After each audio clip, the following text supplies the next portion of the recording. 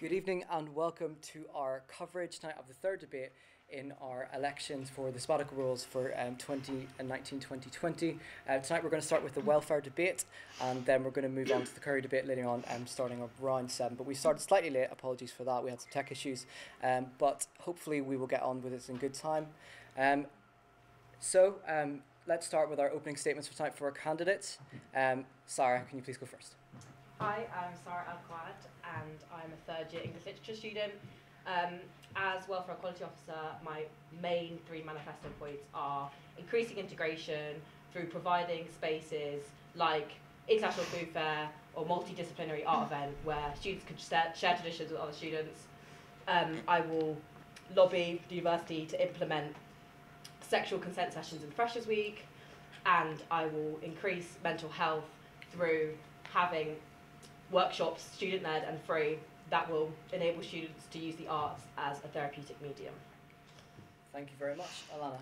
Hi, I'm Alana Barnett. I'm in my fourth year doing psychology and I have three main manifesto points as well. So my first one is to create a mindfulness training scheme, which is something that will be carried out by me, and then I can teach staff and students, which they can then teach more staff and more students, and it will be something that continues on and on.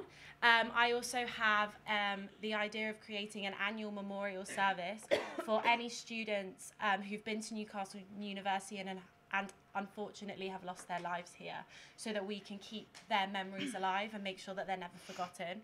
And lastly, I wanted to arrange an individual booking system with me, so students have the opportunity to book a slot, come in, talk to me about any problems, issues or concerns they may have on a more one-to-one level if group therapy and things like that haven't worked for them. Thank you very much. And finally, Charlotte. Hi everyone, I'm Charlotte Bolton and I live and breathe everything NUSU. So I'm the current part-time marginalised genders officer. I'm on the committee for Feminist Society, It Happens Here, and I edit for the Courier. I also sometimes study media. I'm so dedicated to improving welfare and equality on campus, as shown through my involvement since my very first week at university. So I believe I'm a strong choice for this year's Welfare and Equality Officer. My manifesto focuses on crucial student issues of mental health, sexual violence and fairer PEC forms. And I want to make NUSU even better and more inclusive of marginalised groups. I want to provide support for all students because we all deserve the best support the university and the union can offer. So if you want someone passionate, confident with a manifesto that knows the steps needed to make progress, please vote for me. Thank you very much. And I've also got here with me as an expert role, Jack Green, who's the current Welfare and Equalities Officer. Jack, just for the candidates, what will you be looking from them for tonight? Yeah, I think we can all pretty much agree on some of the same issues. So it'll be sort of how you'll approach it when you get into the role, how realistic your things are. I'm probably going to throw a few stats at you, so be prepared for that. On that note, actually, I think we've got a stat to start the first question of the day. So the role is for welfare and equality. It's really important, that second one. And equality and liberation actually was listed as the top priority for students in an NUS survey in 2018.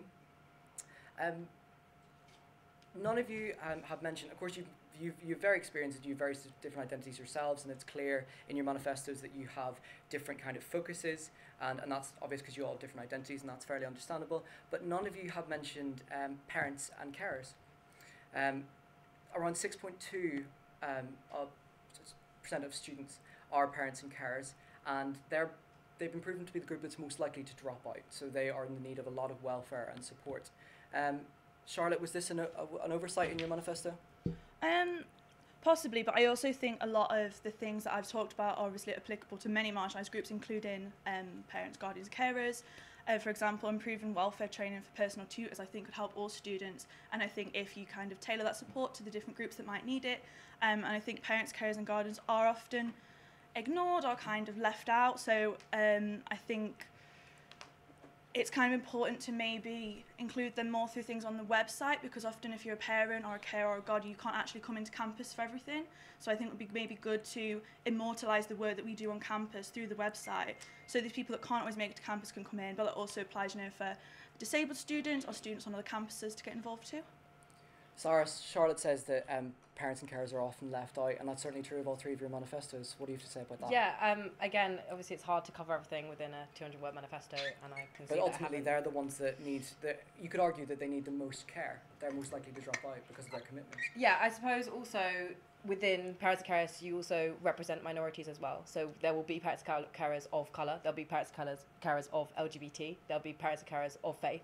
And my manifesto engaged with all those things. And yeah, I haven't explicitly talked about parents and carers, but as Charlotte said, my manifesto also covers that. Integration, for example, that isn't just about race, that's also about age, class. You can represent those things through art, you can represent those things through food, through cultures, and creating those spaces where integration can happen so that parents and carers don't have to just hang out with parents and carers, they can also meet younger students and feel represented. I also wanted to do smaller scale projects, like have forums in the Courier, which would represent groups such as parents carers and other minority groups, where they can write features about their experience in university, and also talk about what they would like more to see.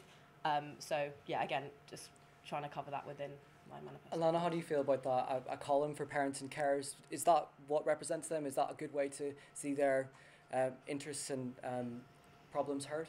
I think the more that you can do, the better. Anything that you can offer for any group, any marginalised gender, any ethnic minority, etc.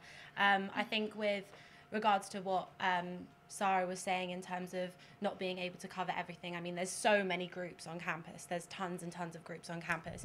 And so it's impossible to write about every single one from one sheet of paper. But I hope that through what I've described within my policies, within my manifesto, that I've tried to keep some things as general as possible so that it covers as many students from all varieties of backgrounds, cultures, faiths. So for example, my mindfulness training scheme is very much something that could benefit anyone of any age, regardless of where you've come from. So mindfulness is something that's relatively up and coming, and it's supposed to help people with their well-being and their welfare, etc. Sorry, go ahead. A few of you have put LGBT plus in your manifesto explicitly as its own section. Do you think that LGBT plus people face more challenges than parents, guardians? Is that a general question? Do you want to start with someone? Sorry? I don't think any minority groups should be privileged over any other minority group.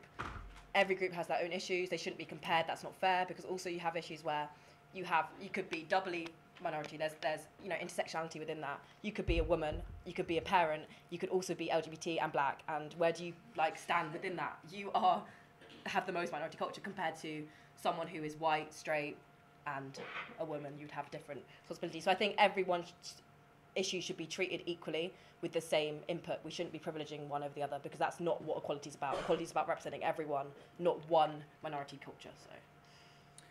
One of the policies that was talked about as one of those kind of intersectional policies was the memorials, certainly on Alana's manifesto. Can you just clarify for us, did you mean like a service, like akin to something like a funeral, like a religious service, or did you mean a physical presence on campus? No, so having some sort of service where we are able to speak about and talk about anyone that's lost their lives. Like, for example, we had one this year to commemorate Ed.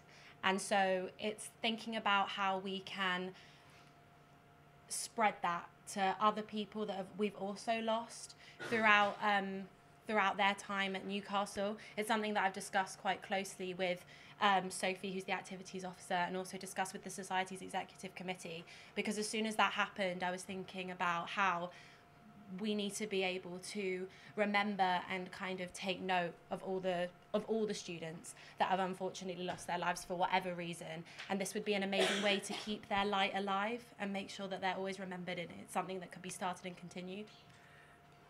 Is this a welfare policy, though? I mean, no disrespect to anyone who sadly lost their lives as being part of this university, but how does it help current students with well-being? I mean, it's not necessarily one that helps students with well-being specifically, but it's something where we're thinking about students who have potentially maybe suffered as a result of anything that could have happened. But it's one of your three main policies. Yeah. And it doesn't necessarily directly address the welfare and equality of students. How do you feel about that?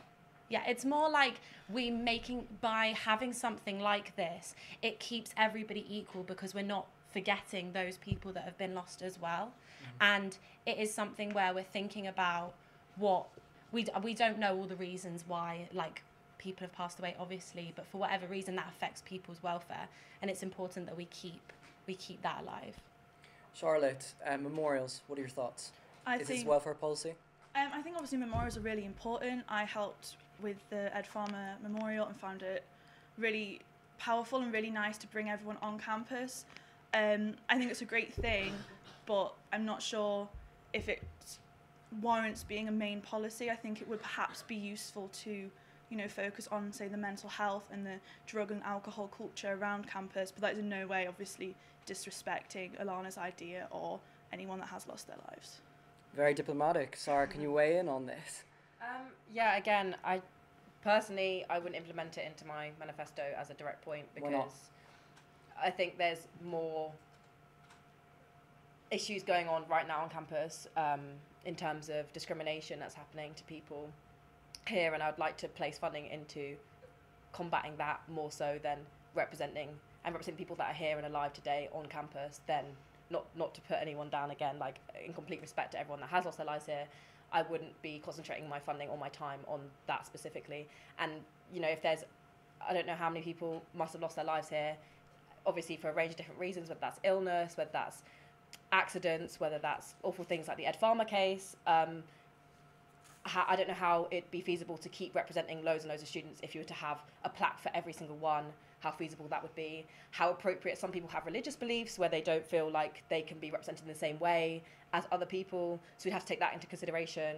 So I think it's quite complex, and if it was to work, you'd have to think really carefully about how you would be representative of everyone that has lost their lives. But yeah, personally, I wouldn't focus on that in my manifesto. You mentioned discrimination, and you say in your manifesto you have a zero tolerance to discrimination. You suggest sanctions. What sanctions would you suggest implementation for, say, verbal discrimination? Well, at the moment, I just feel like the university doesn't have any strict policies in place. They have It Happens Here, which directs you to the Student Advice Centre.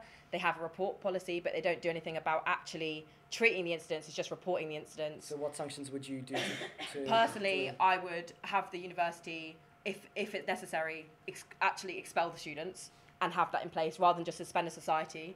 I think that's too loose, and it allows students to keep perpetuating those discriminative ideas. And also, I'd encourage those societies to actually bring those, of those minority cultures, whether that's ACS, BAME, LGBT+, to have that student come into a session and be taught about that culture. And because the only way of changing ideas and changing ideology is to put in a situation where you actually meet those people and see them and understand what they've been through. And if you see it from a distance, you're always going to perpetuate this ideology. So it's really important to, again, one of the things is to increase integration. Again, that would stop those discriminative ideologies being put in practice. Yeah, but do sanctions not do they talk about isolation? Do sanctions such as expelling somebody not make them more isolated from ever coming across those who they racially or whatever discriminated against? Maybe, but then they also will say that that isn't an appropriate way to treat a student, and by allowing a student to still be here studying alongside everyone else, what is that saying to them? That the university is meant to be a democratic, safe space that everyone can feel represented in, and if you let a student still be here, then you're basically saying you're allowed to do that as much as you like. We're still happy to have you here. We're still happy to give you this space. So that would be my solution to that. Do you think that would help promote tolerance and education of students? It seems to me that it's a little bit of a deterrent policy rather than an educational one, and trying to actually educate the students. Again, it just depends, because obviously you'd have to put this in a spectrum of how serious the issue is. I think if it's in the case, for example, if I referenced the racial attack the other day, you have a student that is from Northumbria campus.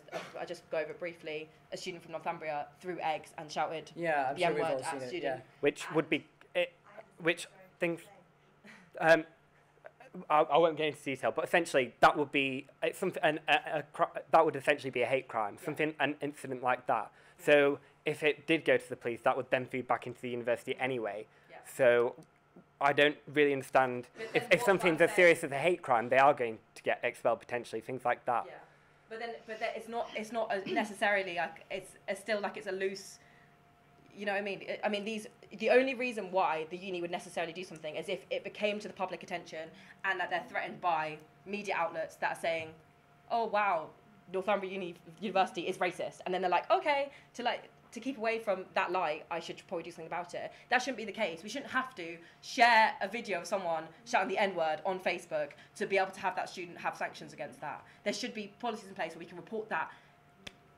like as soon as possible to the uni, and the uni should be able to have meetings with those students and have quick like developments on that. It shouldn't be a long process of having to report it to the Independent and the Tab and the BBC to get our voices heard. Like that shouldn't be the case. The university should be able to hear our voices all the time, and we should feel like we can report it directly to them.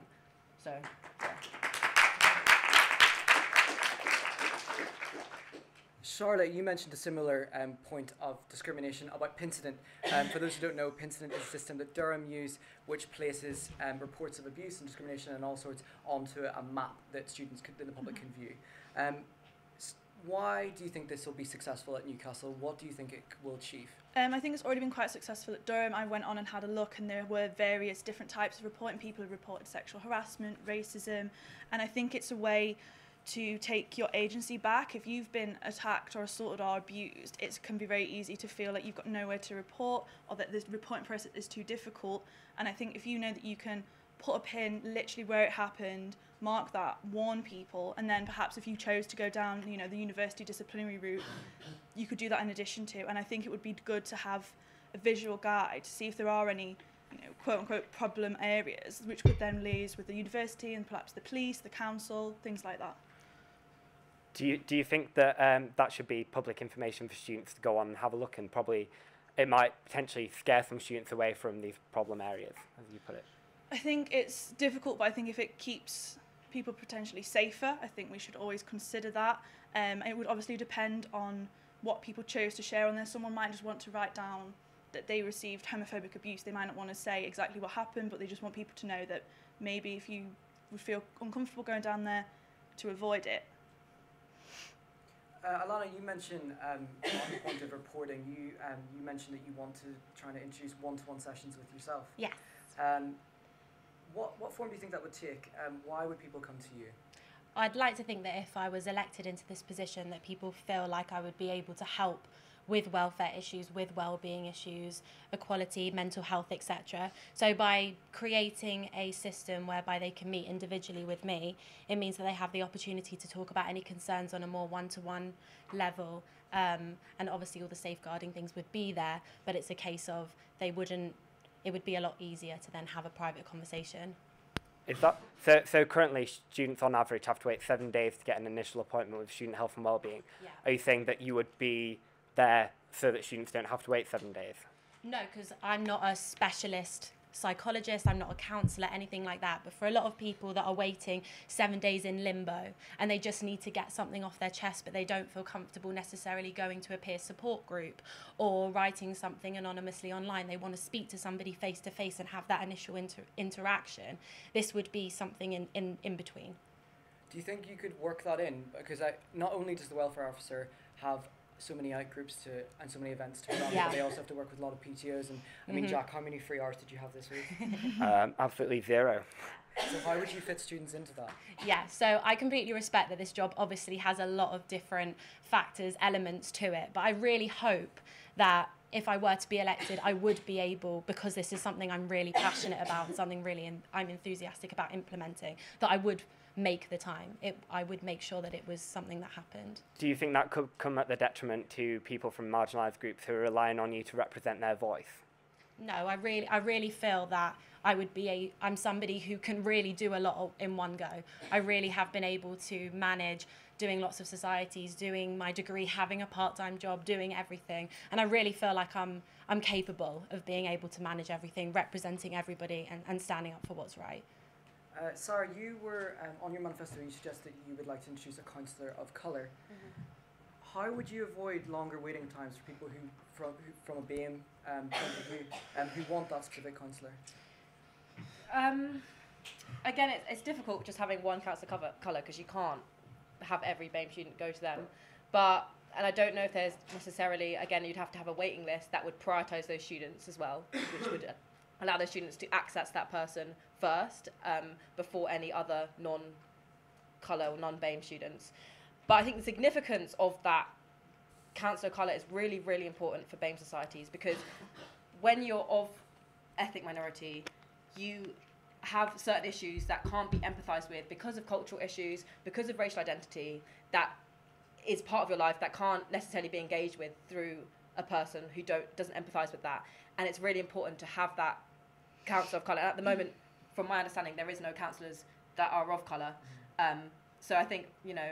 But does that not that I'm disagreeing with what you're saying, but does that not kind of increase the inequality of the situation if BAME students who want someone that represents them, where they feel that they can talk to easier, have to wait longer than, say, white students? Well, I think you have to make that clear on the process. You have to say, we only have this many, we're only able to fund this many counsellors of colour, so if we can try and get you with this counsellor, we will prioritise that. Unfortunately, otherwise, you're on a waiting list. And everyone is on this waiting list for therapy. We know that therapy isn't able to be funded for everyone on campus. I know a lot of people have been waiting lists for a long time, and that's generally accepted. And I don't think people necessarily take it as an offence, being like, well, I've been on this waiting list for 2 years, because you would be on the waiting list anyway for a long time. But at least having that representation there, especially because even lecturers at the uni, there isn't that many minority lecturers. There's no one black to look up to here, really.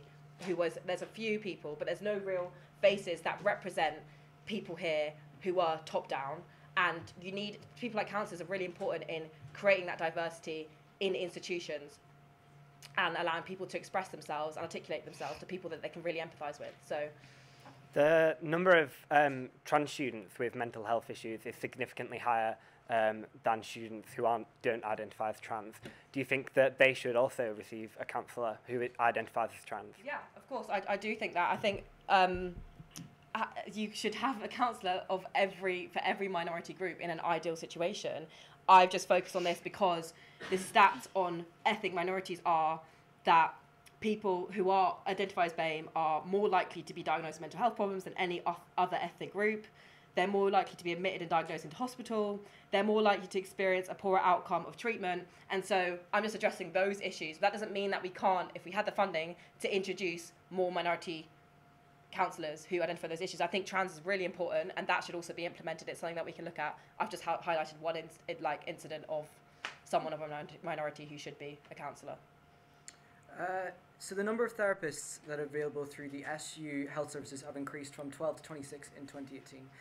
But 17% of the appointments have been wasted in the cases that supply has outweighed the demand. Charlotte, you first of all, how would you address this particular issue if you would become welfare officer? Of people not turning up for appointments. Yeah, the amount of wasted appointments this year. I think it's really difficult because, of course, from a resource point of view, you want that hour appointment for someone else, but I think you have to approach this with sensitivity because there's a host of different reasons why someone might not come to that appointment. If you're someone with a mental health difficulty receiving that counselling for that, you might literally not be able to get out of bed that day and struggle to even, let them know. I think is it an accessibility issue, do you think? I think so, and I think it's an issue that comes from kind of the way that sometimes the counselling sessions are structured, where it's the same time every week. I know that it works to book it in their diaries, but if you 1 week you literally just can't get out of bed one day, but then a few days later you feel that you could really do with that counselling session, I think it would be good to kind of find some flexibility whilst also optimising the resources from student services, which is why I think we should lobby for increased funding and do this by hiring more counsellors and improving kind of the access to external services and specialist services as well to meet that demand. Alana, do you agree? Do you think that's the way you'd monitor the wastefulness? Do you think that if a student decides they need a counselling session but is able to kind of pull it on the day if they feel they don't need it, do you think that's appropriate? Yeah, I think it's really difficult. Like, as Charlotte said, it's the same in the NHS. The NHS have a massive issue as well with regards to people waiting 9 months for their appointment. You'd think they'd be really excited about getting into therapy and getting it all started, but you can't predict how someone's going to be on the day, and if someone is unable to get out of bed and they can't make that appointment, you can't possibly force someone to go. That completely defeats the whole purpose of therapy. You've got to want it as well, and if you don't want it, then the therapy's not going to benefit you, which then doesn't benefit the counsellor, which affects the whole system.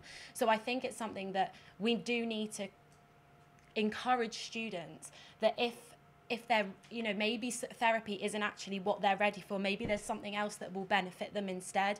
Maybe it's a case of, there's so many other things that people can do to improve their mental well-being. It might be that they're not in a mental state to go and talk about things that they've gone through, in the past, traumatic events, etc. It might be that they need to go and for example, Mind the Gap's an amazing outlet where you can go and discuss mental health issues, or you can go and be part of peer support groups, or maybe it's a case where you should join a religious group where maybe you're feeling anxious because you don't have common ground with people, whatever it might be. Maybe we just need to look at other avenues to help people with mental health so we don't waste these services. You discussed earlier your mindfulness workshops. Yes. How do these differ from the current wellbeing workshops already run by the NUS? Yeah, so there's lots of wellbeing workshops that they run. They do different groups for different mental health disorders and for different issues and problems. So mindfulness is something that's almost just started in the NHS as well, where it's slightly separate. So it's more thinking about kind of meditation and healing. And it's something that everybody can benefit from, regardless of whether you have mental health issues or not. So it's something that can benefit everyone's lives. And it's something where it's not too difficult to train in it. And once you train in it, you can help other people, which then help other people. And it could be in both an informal and formal setting. So I think it will be something that will really benefit everybody if a scheme like this is implemented. Jack, do you have any thoughts on mindfulness? I mean, we've talked about people going through depression, things like that, struggling to get out of bed, things like that. Yeah. I found it this year that it's quite difficult to get people to sessions and things like that. How will you get people to come to these sessions?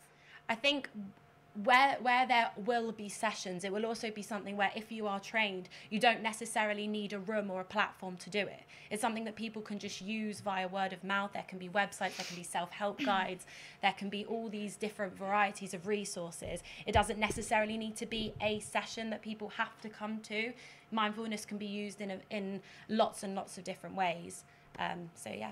Could I comment on that one? Yes, go ahead. I think mindfulness is great for building resilience and self-care, but you don't necessarily need a training scheme. You have Headspace, Calm, Stop, Think, Breathe. We have all these apps you can do by yourself.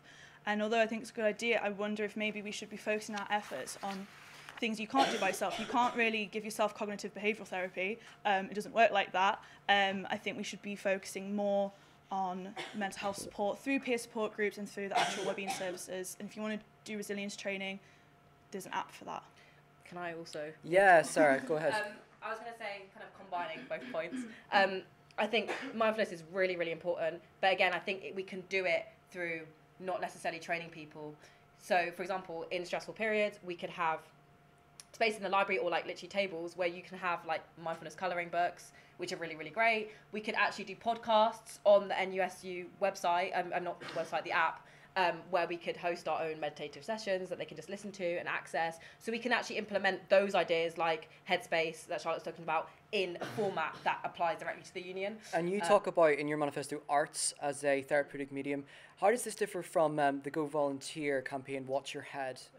How does this differ? I think the idea is that it's student-led specifically, and it's not for, I think, like, the Give It a Go stuff is all kind of based on like fun and like... It's a Go Volunteer project run by students who do How Art Thou, I think is what they call, which, yeah, essentially does what you've got in your manifesto. I think the idea being like that it's more readily available on campus, it can be implemented in kind of like on a more regular basis. You can have any students kind of apply for it. There's no pressure situation where you have to come from any artistic ability to do it. It's a range of different arts, so I'd want to have, you know, art as in art work and paintings and drawings that would be led by students. I'd also want to do poetry.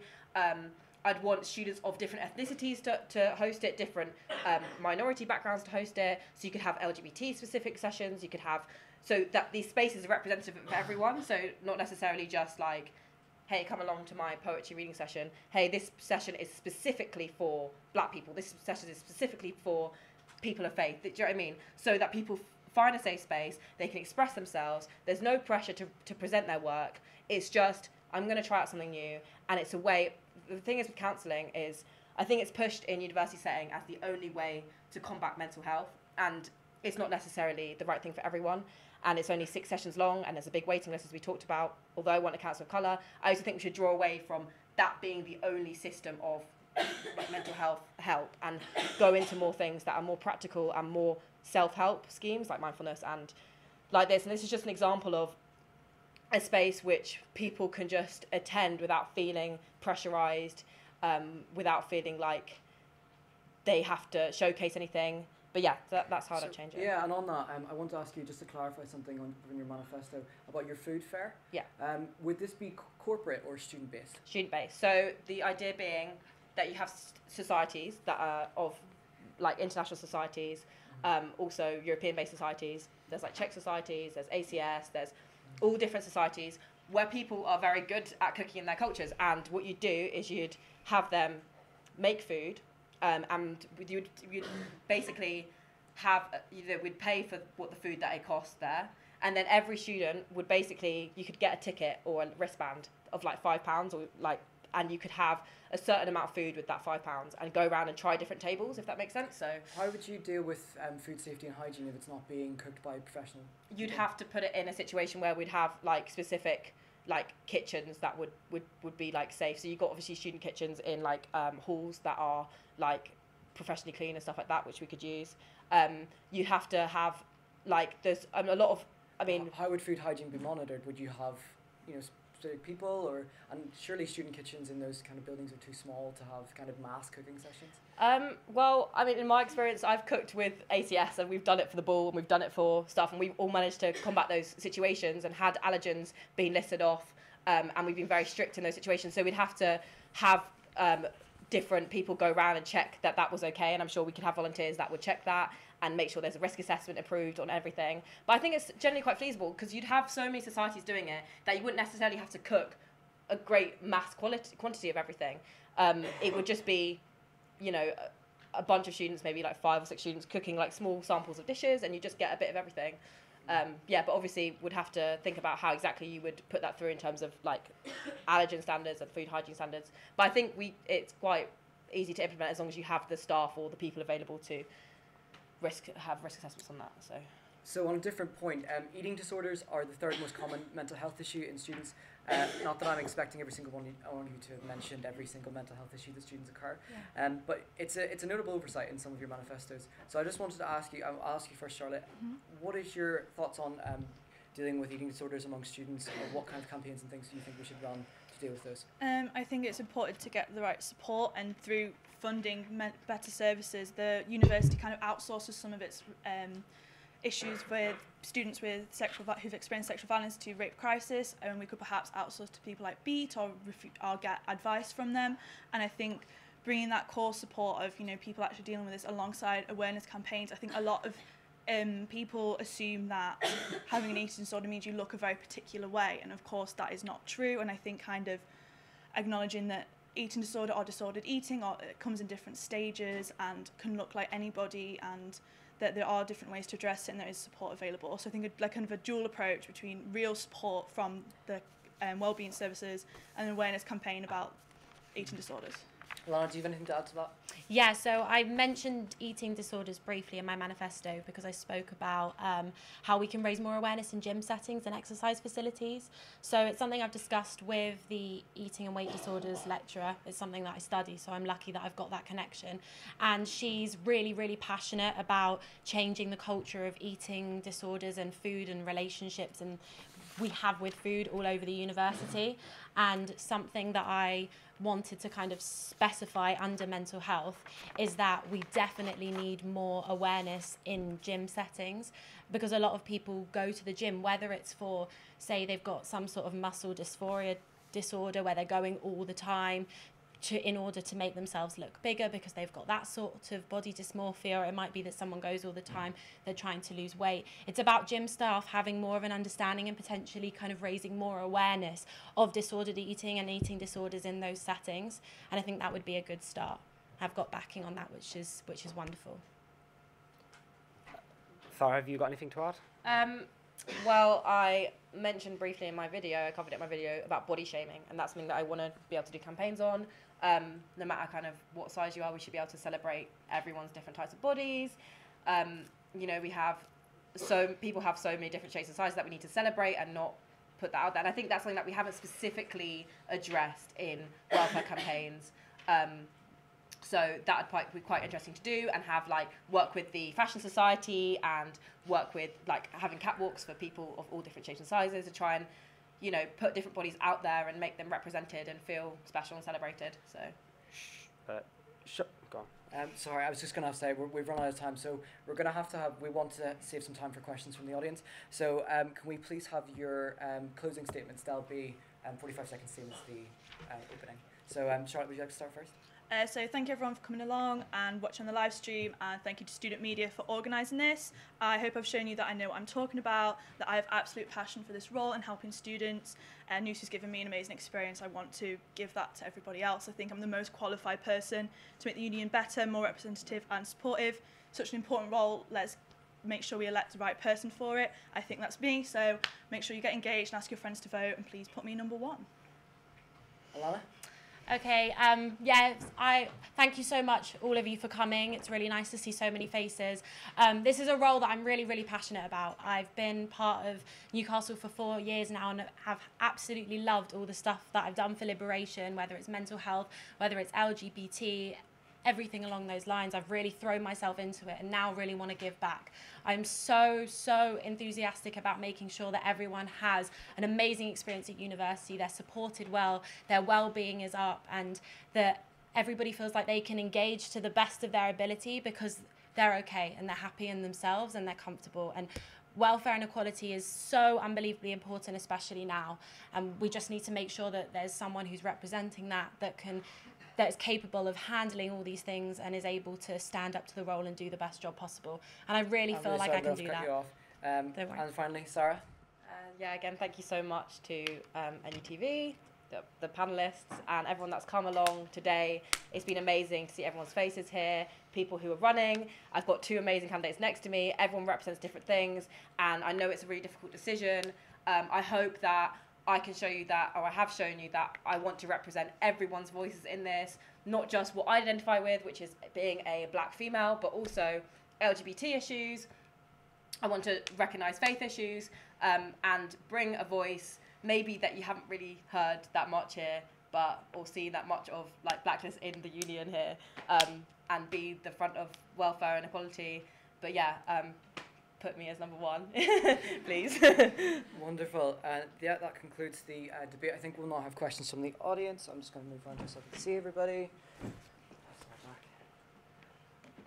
Right, any questions for our candidates? Not a single one. Hi, go ahead. So I've been part of the LGBT Society for the last 3 years. So you talk about you want like LGBT plus people or other minority groups to get involved with like your arts campaigns, Sarah. But these things are already done within societies, and do you think that will take the autonomy away from those societies if you try and basically compete against that? So do you mean, sorry, what are you so specifically? Like arts and craft stuff is done with the FEMSOC, which I'm also part of, and LGBT society. So do you think if you're hosting these sessions, it's going to take away from their autonomy and their society events? It doesn't necessarily mean that I would make that my own thing. I would want LGBT society to be involved with that and make, if they are already implementing those things, make them more available to people. Not everyone who's LGBT obviously is part of LGBT society. They're not going to necessarily hear about everything through the society. So it's good to have those more publicly in the public domain, that people can see, oh yeah, great, that like I identify with that. I don't necessarily want to be part of a society that represent that, but I want to go to a session with that. So it wouldn't necessarily be me. I wouldn't ever want to take that space away from the people who represent it. I'd want to help make that space more known to people, I think. So elevating, yeah. And then again with the Courier stuff, I think it'd be nice to have LGBT space where you'd celebrate culture, fashion, music of LGBT that everyone can read. 'Cause I think a lot of the time we see these things, if they're just society based, people don't see them around the uni as much. You want to be able to, people can see from a like external view, be like, wow, like that's amazing, that's beautiful, like, you know what I mean? So yeah, making it more aware in the public domain, but keeping it as a safe, exclusive space for those people to enjoy.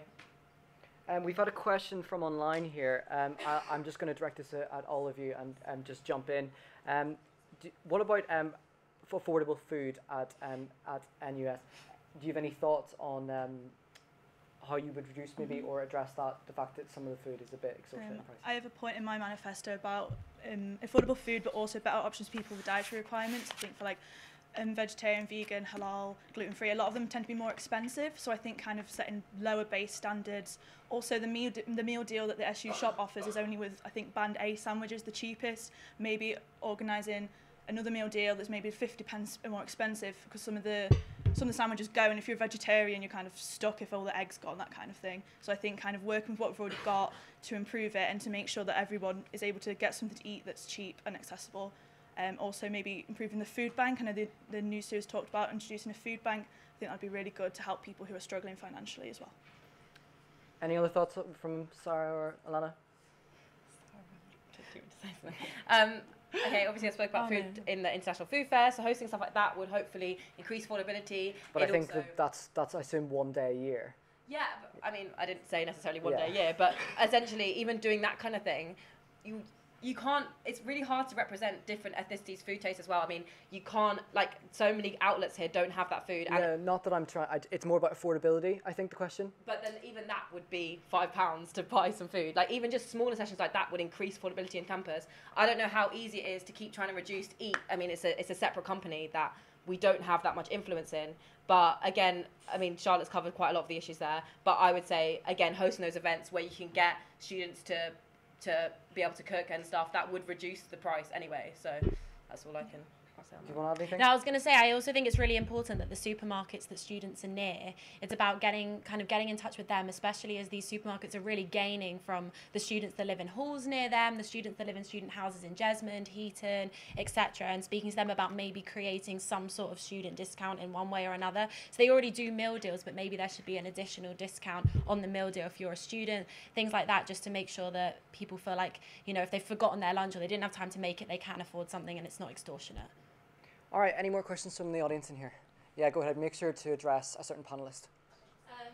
Okay, Charlotte, you mentioned PEC forms in your manifesto, but I'm like, when we had a chance to talk about that, so how would you change that system?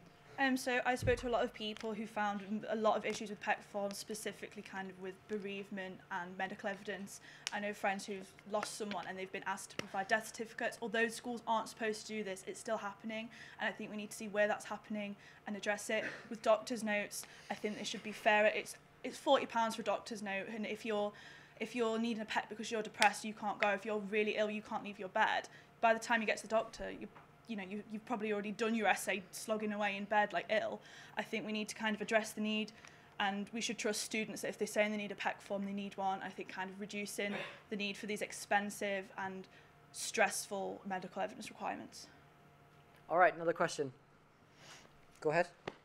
A lot of emphasis is always put on PEC forms and like the importance of them, but I think it's more important like the idea of preparing students for like life outside of uni, and being given extensions doesn't like reflect life outside uni, because that's not so much of a that's not so much of a thing that's available like in the workplace. Like, what would you guys have in mind to maybe help students not need like extensions, like help them deal with the workload when like at the time, so they can meet deadlines rather than have to extend them? I think it's important to note that often your deadline, you can't, if you're going to be really ill, that's not your fault. Like not just there are loads of different reasons, like maybe okay, illness I understand, but other reasons like there should be more of a thing on helping students meet deadlines. Like a lot of like in campaigns, it's always a major thing about PEC forms. Well, I never really see anything about like helping students deal with their work at the time, not when like they need extensions. Do you have anything that you would want to implement to help students like meet deadlines? I think improving the pastoral support, so through welfare training for personal tutors, means you could feel able to go to them early. You know, if you're thinking, oh, I'm getting a bit stressed about this, they could maybe direct you to resources or help you manage your workload. I know there's often schools that do study groups, and there are academic skills sessions that could maybe help. But I do think it's important that PEC forms are, you know, taken seriously, and that if people need them, they need them. If you need a PEC form because otherwise you're literally going to have a breakdown doing your essay last minute, I think we should keep them and make sure they're important, even if it's not necessarily preparing you for the real world. I don't know. All right, maybe just one more. Over here. Sorry, I'm going to repeat the same topic about big forms. Like generally, the faculty, the social sciences faculty circulated, well, a proposal. Can't really hear what they're saying. Sorry, can you be quiet coming in, please? Sorry, go ahead. Proposed to standardize within the faculty the policies around the tech, so that all the tech committees could be acting in the same way when they receive different things. When they so yeah, what would be your opinion on this? Standardizing or centralizing the policies about tech? Well, I think obviously all schools should follow the same procedures, because otherwise it's unfair. So, for example, with bereavement, all schools are supposed to, not necessarily ask for death certificates and things like that. I think they should be standardised, but I also think they should be more accessible and fairer, so that you know that you're probably going to get your PEC because you've done it outright, and it's not an extra stress of you trying to fill out all these forms and trying to get a doctor's note, all that kind of thing. I think standardisation is good. Yeah. Apologies about all the very similar questions. I'm sure candidates would say that you're very welcome to approach them after, or if you see them on campus, or there is a separate question time session being hosted by NUSU, I think on Friday. Jack, am I right about that? It's Monday, on an actual election day. Before voting opens. Before voting opens. Okay, so if there's any other questions, I'm sure candidates will be happy to be approached afterwards. We're going to have to cut it there. Afterwards, we will do the editor of the Courier debate after a small 5-minute interval. Thank you very much.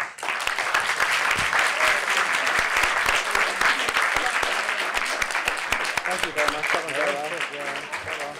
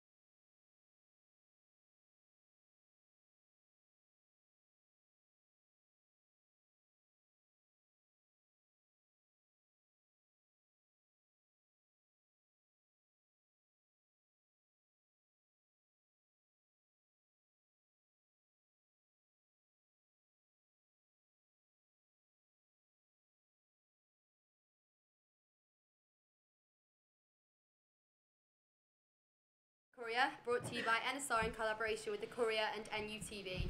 I'm Holly and I'll be a moderator. Alongside me is Louise Hall, the current editor of the Courier, and she'll be helping me moderate. Candidates will be given 45 seconds for opening statements, and then the debates will begin, which will last for about 45 minutes, but it might run over due to the number of the candidates going for this role. After this, another 45 seconds will be given for closing statements, which will be followed by questions from the audience. Thank you for all attending, and the debate will begin now, starting with Ali for their opening statement. So, hi, I'm Ali, a third-year English literature student. I've been involved in the Courier since first year as a writer. I was music editor last year, and this year I've been part of the senior editorial team as features editor. I think that the Courier is a fantastic publication. I'm so passionate about it, and that's why I want the student body to appreciate it, which is why I want to improve distribution, I want to boost social media, I want to build up the prestige of the paper, I want to make it relevant to you by introducing content surveys and setting up investigation teams. I want to make it inclusive with more writers' workshops and increasing the collaboration that the excellent work of NUTV and NSR. And I want the Courier to be the first port of call for students whenever they want to know what's happening on campus. Okay, thank you, Grace. Hi, so my name's Grace Dean. I'm a fourth-year German and business student, and I'm a current news editor at the Courier. I've been involved in the paper for 3 years now, and I really enjoy it, and because of that, I want to apply for the role of editor. So my manifesto has been split into 3 main sections, which are improving content, improving distribution, and improving student media experience. In particular, I believe that the best way to create a strategic direction for the Courier is to have more liaison with societies and clubs. That is my flagship policy in my manifesto, to introduce more training for committee members such as social sex and publicity officers on how they can utilise the paper to promote their events and celebrate their achievements. Thank you, Zin. Hi, I'm Xin Li, a postgraduate student studying international multimedia journalism.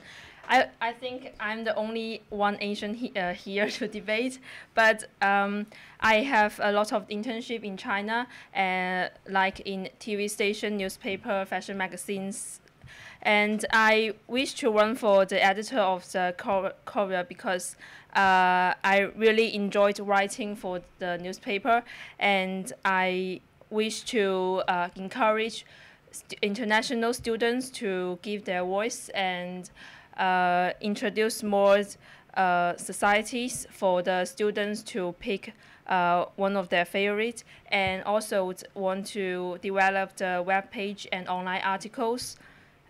So I really want to make the newspaper more international and abundant. Thank you, Harry. Hiya, I'm Harry. I'm a third-year politics student, and I'm a sports editor for the Courier and the station manager of NSR. I want to make a paper that isn't scared of holding the university to account, a student media collective that shows off our sports teams, a paper that encourages more people to take part and get involved. This time 2 years ago, these debates didn't happen. In fact, before last year, this sort of debate on this scale never happened. So I decided last year to challenge that. I led a team that created and aired for the first time 7 different debates. This year, for obvious reasons, the team are doing this without my involvement, and it's even more successful. Don't read anything into that. When I got to NSR 3 years ago, we had 30 active members. Now we have over 200 people coming in to do shows every single week. We had 30 hours of live sport over Stan Calvert last year, something that hadn't been done for years. At Fight Night, I helped take the NUTV coverage from being purely visual to having commentators, presenters, pundits, and becoming a spectacle. I made the decision to make our on-air team people who were new to the station. First years filled our commentary desk. I have to cut you off there, sorry. Scarlett, off you go. Hi everyone, I'm Scarlett Rowland, a third-year classics student. I've been editing the art section of the paper for the last 2 years, and I've been writing for the whole of my degree. I also have my own radio show called From the Outskirts, where I showcase music from marginalised groups. If I were to be elected, I'd really be looking to focus on 4 main areas of improvement: engagement, employability, accountability, and facilities. Alongside other ideas, I want to introduce a dedicated person for each section who will look after the social media, reintroduce the paid distribution role, semester roundups from the sabbatical team and PTOs to kind of keep that accountability going, and work towards a dedicated space for NUTV. Thank you for all deciding to come and watch this tonight, and I hope I can persuade you to put number 1 next to my name when voting opens. Thank you, Sydney. Hi, I'm Sid. We have a great paper, but there's one big problem. Not that many people read it. My entire manifesto, my policies, my entire campaign is based on changing this. You might think some of my policies, like Library Crush or horoscopes, are a bit of a joke, but it's really important we focus on readership. If we focus on readership, we get more societies coming to us with stories. We have more sports teams coming to us trying to get involved. We have more writers coming to our writers meeting, more international involvement and competition for sub-ed positions. This is what ties my entire campaign together. I want more people reading the paper, more people picking up on a Monday morning, and I think I'm the only candidate who has made this readership issue a priority. Okay, thank you. Right, we're going to go into the main debate. Okay, so as the editor of the Courier, you're responsible for overseeing all student media, and that's NUTV and NSR. So we're going to discuss about what you're going to do for student media as a whole. I'm going to start with Harry. Your manifesto is heavily focused upon NSR and NUTV, more than everybody else's. Do you think this will take your focus off the main job as the editor of the Courier? Absolutely not. I'm the station manager at NSR at the moment. My aim has always been to try and include as many people as possible, making sure that first years are as involved as third years. Obviously, with experience, you gain more ability to take that further. But to answer your question directly, no, because there's a station manager of NSR and there's a station manager of NUTV. And the whole point is that it's about enabling and helping them to become, to assist them, as you're the trustee, you're the person that has the big job in the union. You're part of the building and part of the infrastructure.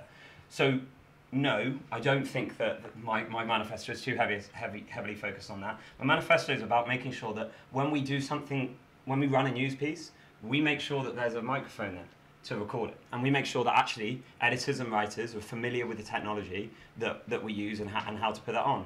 Why not have a video at the top of a news article that you can put together, and it can take half an hour to do, and you put together in that. And it's about making the teams bigger and actually beginning to just look at it in a different way. 2 years ago, we wouldn't have been talking about this at a debate. And actually over the last 2 years, we've done so much to change the way that we actually listen to NUTV and NSR. We used to be ignored, and we're not anymore. And I'm a sports editor now, and I love the work I do at the Courier, and my manifesto's got loads of stuff in it about that as well. But it's about making sure that every part of student media is heard, because at so many different universities, you see each part is seen as equal. And at the moment, the Courier is a bigger enterprise. And I think that we can make each part of it as big as each other. And the university as a whole, sports clubs, societies, they will benefit from us having a bigger voice. And you say you want to build a home for recording and publishing NSR podcasts. Sure. You already have a studio for NSR, so what is this? Oh, so it's not a physical home. It would Right. be on the interweb, and like the idea of having a platform where we can do that. At the moment, we work really hard. We just don't have the time to be able to do that. We also have to use something called Mixcloud, which is a free service, which is industry-wide. But actually, if we can streamline that onto a website, work with the union to ensure that our website is better and physically able to host the podcasts themselves, actually we could begin to work into that. It takes a bit of admin. You can get your podcasts onto Spotify. You can get them onto the Apple Podcast app. And so it's about actually making a hub for that. I've looked at other places, Livewire, for example, the UEA student radio station. They have a direct place for podcasts as well as for recording that. We've got the equipment to be able to do it, so why not make the most of it? Thank you. I was going to say, do you think in doing that, though, you're presuming as to what the next station manager might want to do with the station and kind of stepping on their feet and taking their role away from them? I look forward to being correct on this, but the next station manager, I'm going to assume, wants to produce as much content as possible. That's literally been my aim the whole time. And if they've got somebody else giving them a platform to make the most of that content, I'm not going to be telling who can and can't do the content. That's up to the station manager and their editorial independence. But I want to be able to provide them at least with a platform. If we give them the equipment and say, this is how you do it, and this is where you can upload your stuff to, and they say, nah, I'm not interested, that's up to them. And they'll have been elected in order to make that decision by the NSR members. But And Sydney, you're the opposite end of the spectrum. You've not said anything about NSR and UTV. Do you not think it's important? Why haven't you included it? Well, it totally is really important, but the Courier is my main focus, and trying to get the readership is my main focus. And I still think my policies can solve the problems, or not the problems, but trying to make the NSR and the TV more popular, because I think when I first came to uni, I was kind of not really involved in the Courier, and I didn't really know, I'd never been to the office, I just wrote a couple of articles. But now I'm an editor, and now I've got a radio show. I've just walked around just that second floor of the student union, and I've seen how closely intertwined they all are, how easy it is to just get involved. Just walking around, having a look at the radio station. So I want more people to get involved with the paper, and that kind of will spread. More people coming involved with paper, student media, they're kind of intertwined. So if you come into the office, people are writing stories, they're going to see that the TV's there. I mean, a lot of people don't even know the TV exists. And if you come around just around the corner, you've got the radio. A lot of people don't know that exists. A lot of people don't know that it's very easy to sign up for a radio show.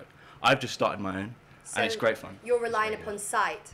Yeah, I mean, just getting people to come into the office, because right now, I mean, the Courier, it is a bit of a clique. There are it's quite a lot of sub-editors, and they're really involved. And the editors come in Wednesday afternoons.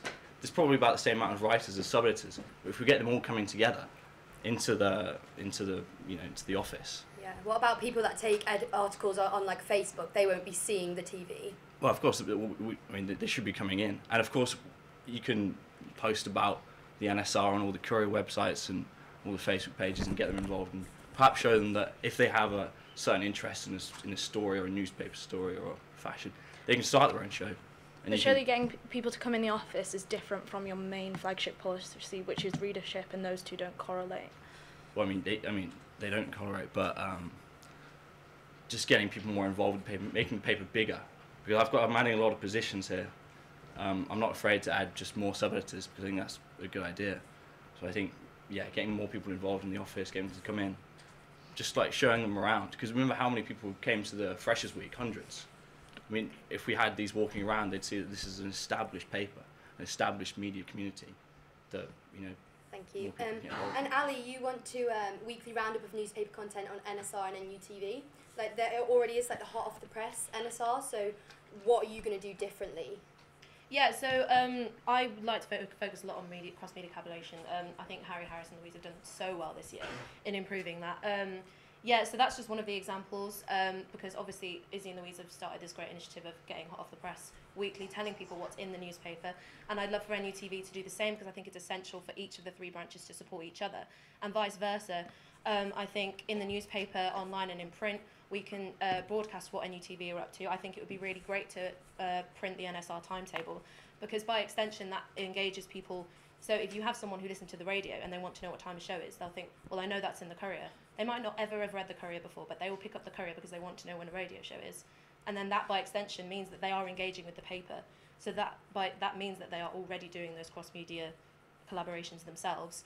And for example, last year when I was a music editor, we teamed up with NSR's music team and did a weekly show where we featured on their show and they featured on our page. And I think like NSR has so many different sects that could do the same thing within the Courier and within NUTV. And if we do that, then that means that people who are reading it are seeing that, oh, that's someone who's involved in NSR, I'll go and listen to NSR. Or if they're listening to NSR, it'll be, oh, they're the editor of the Courier, I'll go and see what they've written about this week. So that kind of thing. And Grace, you also want to encourage collaboration. Would you do it any different than Ali would? Yes, no, I think what Ali said is a very good idea. I think there are a lot of things in the paper that we can expand to try and cover on TV and radio. I think something that I've seen maybe slightly mentioned, that's come up in the past, is that when the beauty and fashion have their photo shoot, I think that gets covered by TV, and I think that is a really good feature. So I think I would like to increase coverage of things like that, and just, yeah, exciting things that are going on. I think there should be more.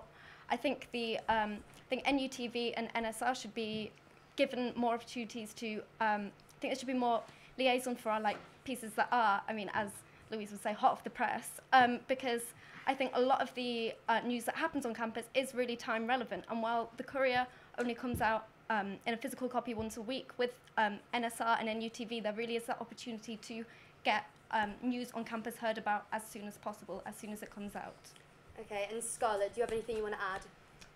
You said you want a space for NUTV as well. Yeah. So just to kind of answer the first question that you asked, I think it's important to remember that there is a reason why there is a station manager of NSR and there's a station manager of NUTV, because as editor of the Courier, you can't necessarily deal with all the little things that are going on, the bigger things as well. You work as a team together, and I think that's why it works so well, and kind of collaborating with the managers would be really important to me.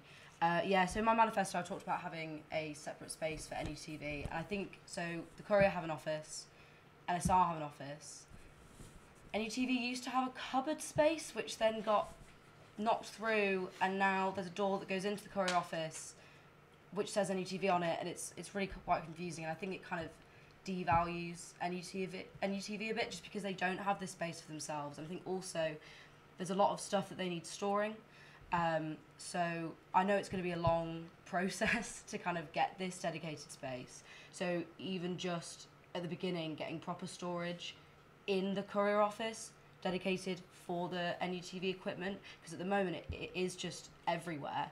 Not like to be mean about it, but it is, and it's like it would be so much better if it was in a specific space and it could be, I don't know, looked after really well. So just a note here that the storage space for NUTV is something that we have been working alongside Graham and Harris to get this year. So it's not that it's an oversight. It's something that No, but I think in the short term there's lots of things that could have been done. Just like having, I don't know, more cupboards in that room, because there's the that's big what I'm space. saying. We were working towards with so, Harris but and within Graham. the office. That's right. And Zin, you've not said anything about NUTV or NSR. Is there anything you would do? Yes, but actually I'm not that familiar with MUTV and SR, but I have my own YouTube channel, and I think and most of my classmates, because I'm a journalism student, but most of my classmates they don't know much about MUTV and NSR, and so I think it's quite important, and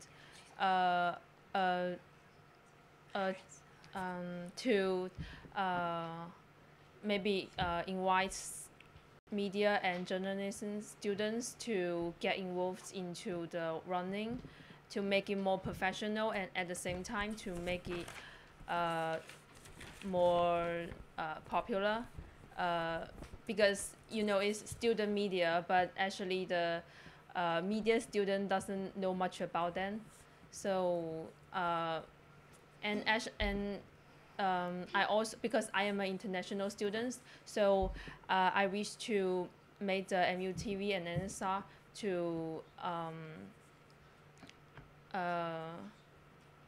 have more international voice, like to make more shows for international students, but it's also to a way to connect the international culture to the local culture. Thank you. Okay, we're going to move on to online presence now. It's something you've all discussed in your manifestos mostly. So we're going to start with Scarlett. You want a social media manager for each section. Is that necessary? I think it definitely is. I think each section is as important as another, and having dedicated social media managers for each section means that it's not just one person looking after all the sections, and so they can dedicate that time that is needed to be putting posts up on Facebook, on Instagram, on Twitter, and just to really boost the voice. It's all about engagement, and like Sid said, it's all about getting more readership. And I think social media is something that's kind of, it's like a second thought. People who are editing the paper are spending their time editing the paper. They don't want to have to share that link. They're busy because we're volunteering our time and we can't spend all of this time also doing social media stuff. So having one person dedicated to each section means that it's not one person in charge of everything and they're incredibly busy doing lots of stuff. Having one for each section means that it's a lighter workload. But if they're like separate from the editors, then how are they going to know what to post about?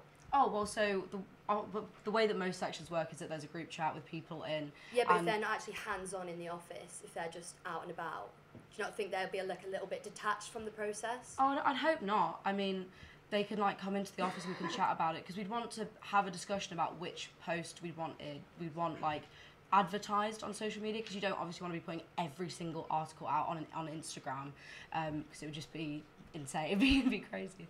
It'd be so much stuff. Be way too much content. So having those conversations with the person who is the social media manager would be really important, and it would be, I wouldn't want them to feel detached in any way. And Ali, you instead said you want one. Yeah, so I don't fully agree with Scarlett on this. I think that, last year when each section, there was a big push to make sure that sections had social media coverage, and a lot of them introduced Instagram accounts and Facebook pages. And then we tried to transfer that into this year, but the difficulty we had with it is because each different section had a different social media manager, passwords were lost, usernames were lost, there's pages that haven't been used since last year, which I think is a real shame, because by extension that means that the website misses out, because one of the things we do is obviously put out links to the website so that you can read the full article. And if the pages aren't being utilised for that, then you're not going to be able to use the social media platform to like advertise the online presence of the newspaper. So I think one social media editor across the whole paper who would also act as the online editor, so they know what articles are on newspaper website in order to advertise it. And by extension, that also means that it would be easier to engage with societies and sports clubs, because if they have one contact in the newspaper who they know they can talk to if they want a really big match covered to put on Instagram Live or announced on Facebook, or if they've got a society event coming up that they want advertised through the paper, they know that they've got one person who's in charge of that all, and they can just email them and ask them to cover it. And what do you think about that, Scarlett? I just think like expecting one person to do like all of that work is quite a big ask. To be in charge of the social media for every single section and to also be online editor is a massive ask.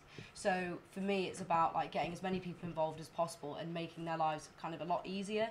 Yeah, there might have been issues with passwords getting lost, but there's very easy ways around that. Setting up spreadsheets, right? Arts, username, like there's easy ways to kind of get around that sort of thing. But yeah, I think it's just more important that more people get involved, because the more people who get involved, wider readership's going to be. Yeah. So. Grace, you also want a greater online presence. You want social media promotion and support for online editors. Yes.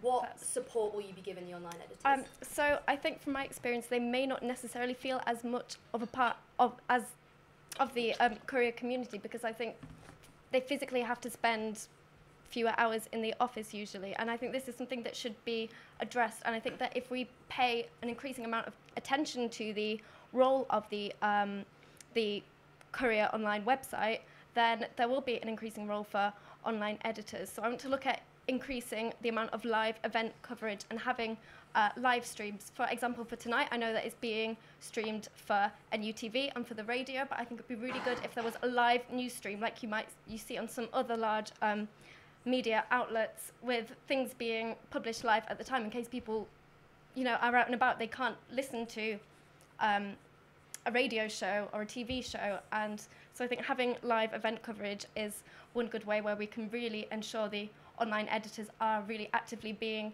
involved. Again, Sydney. So I was just going to say, I think online editors are actually really involved right now, and I think that having the online editor is kind of like taking a step back, kind of slightly, I don't want to say, but easier role. I think can be a really good way of enticing first years into the paper. Just like if you don't want to get right into it and spend 15 hours a week, you can do this online editorship thing, and it might be slightly easier. Okay. And Harry, you said that you want to increase online coverage of society events, but you've not really said much else about online. Do you think it's okay? Just for clarity, I don't agree. I think with that, I think online editors, I know our online editor in sport works just as hard, if not harder, than the rest of the team. To answer your question, societies and campaign groups and people across campus put on events all the time. And actually, I think we need to be as proactive. I think sometimes we expect societies to come to us, and I speak from that from capacity this year, working with sports clubs every week. Sometimes we expect them to come to us, but I think we've actually got to, at the beginning of the year, let them know that we are there and ready to cover events that are going on. I know that's a large amount of what goes in the paper already, but actually just making sure that every society is completely aware that there is an outlet for them, with an article on the Courier, with, if you want to include the other branch of student media as well. And that stuff can be much quicker than going in print as well. That's the sort of stuff where you find out the things happening on a Wednesday, you write about it on a Monday or the Tuesday, and it can be much more like that. It's why I think the role of having an overall online editor is really important. Okay, so there's been a lot of discussion about adding people to the team, like social media managers, and just going to come to Sydney now and talk about how you want to introduce an international students editor, and I just wanted to know how this would work. Well, it's a pretty it's a pretty laid back role. They're not going to have a specific place to have a page or anything. It's going to be they wouldn't have a section, so the role would be kind of casual. Perhaps they would be part of a society, like an international student society. So where would it be posted if it's not? It's not about post. They would have stories from that community, from the international students community. But it wouldn't be in the paper. But it would. No, it would be. But it would just be they would find these stories out from that community, and spread that word. And I'm not afraid of putting something in a native language, as long as they can. As long as it's printed. How are you expecting someone to have the capacity to edit that? Because this came up in last year's debate about an international page. How are you expecting one person to be able to say that they can edit something written in a native language? You're not going to have someone who has the capacity to do that, and we can't print something that we can't substantially vet and edit. Could they not edit themselves, the writers? Edit them, sorry? Edit the well, then what's story the point themselves. of editors? It's more about the content. It's not so much about the language. But like, It's more about the content of getting more stories from the international community, because I think we're actually failing the international community massively here. And I think even if it's just 10 people that come to our to the meetings, I could consider that a success. But then, like, if you don't know what they're writing, it could be, you know, slanderous, offensive. How would you know? Okay, perhaps this language thing is going to be a bit of a barrier. Maybe I can scratch that. But well, then what would they do? That's your whole idea. No, it's not. They write in English, but it's about the content of stories from international students. What matters to them. Okay. It's not about, you know, writing in a different language, perhaps. Okay, we're going to move on to content now, which is arguably the most important part of the Courier. So a lot of you have mentioned that you want to set up investigative news teams. And we'll start with Harry. What do you want to do with this? Okay, so I think that investigative journalism is one thing. I think also just ensuring that we call those forward who are in positions of power to interview and to speak to them at the minute. I'm at the moment desperately trying to get an interview with the Vice-Chancellor, and it's taking some time, but we're going to get there, and we're going to have that, and we're going to create that as an event. Investigative is about actually working over a longer period of time. And actually, whether that means you sit down with your news team at the beginning of the year, however big or small that may be, and actually just ask if somebody fancies taking 2 or 3 weeks away from that regular editing role. If that means you need to make your team bigger, that means you need to make your team bigger. And work on a long-form story. I know we've all been involved in them pretty much. Most people in the paper have at some point had involvement with that. And I think actually it's about pulling it away. You all know, as you organise a debate, what it's like to kind of take time over looking at what's going on, actually doing freedom of information requests than I've done before, and finding out whether actually there are stories kind of that aren't just covering what's going on around us, but changing the culture of just reporting on the now, but actually reporting on the stuff that we don't hear about so much. Where's the university spending its money? What is the fossil fuel divestment program? Things like that, things that we don't have the time normally on a week-by-week basis to focus on. So you said that it's like you're going to have conversations with like the news team. Are you just planning on having this as an opportunity that's available to editors solely? No, of course not. No, and I mentioned that as well in the manifesto. You've got to bring up writers. You've got to bring writers in as well for that. And you actually that's another point is you've got to utilise the fact that we have so many writers and going to them and saying we're going to work on this story over the next couple of weeks. Do you fancy being a part of that? And yeah, that takes a lot of planning, but I think you can look into that at the beginning of the year. Lots of these stories don't have the same kind of time constraint that these weekly stories do, you know, so there's no point publishing an article about these debates in 3 weeks' time. So you've got to focus on that week by week, and I think, I don't know, I think it's ambitious, but that's the paper I want to run. And you said that you're going to say like 2 to 3 weeks, are you going to give them a limit of time? Well, yes and no, because it kind of, that evolves with the piece, doesn't it?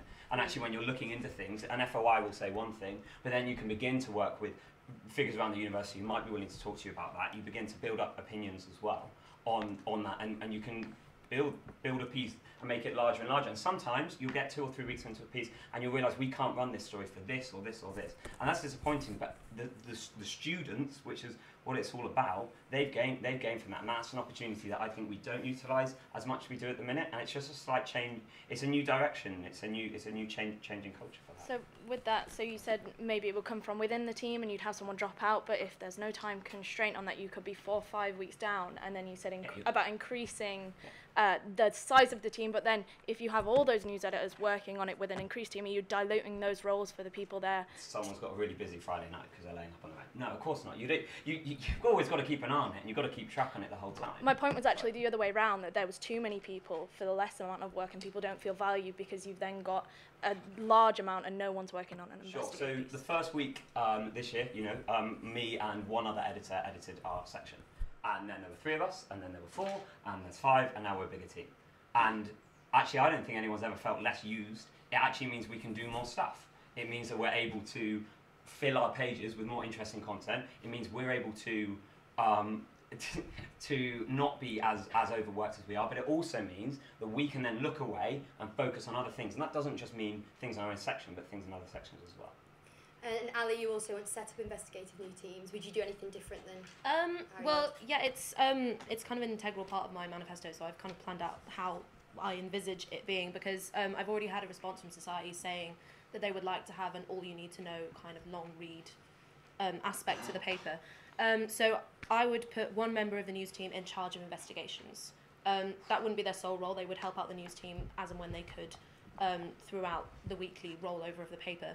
But so they would be in charge of it, and then they would bring to a writers' meeting an idea that they have for a investigative piece, whether it's to do with the union, whether it's about lecture strikes, or even if it's something like national. You know, like everyone's on about Brexit at the moment. So, and I think we've all a bit disillusioned in it. So maybe an investigative piece with a bit on that would be quite good. Yeah, and then 1 to 2 months. Obviously, I'd have to. It depends on the topic. It depends on how much research they could do. But then I think they could get a team together of 3 to 4 writers. And with them, they would meet with them constantly, which means that, you know, it's great to get editor and writer contact anyway, so that's really good. They'd be conducting their own research, they'd be conducting interviews with the relevant people, and that gives them the experience in investigative journalism, which is so valuable if that's what they want to pursue in a career as well. And then that would be put online as the long read, and then obviously we have the feature section, which is a double-page spread, which for whichever week they have time or have planned to lay it up, they have the space in the paper to do that. So. And Grace, content-wise, you want a Yes. brand new food section, and you want a showcase section within art. Yes.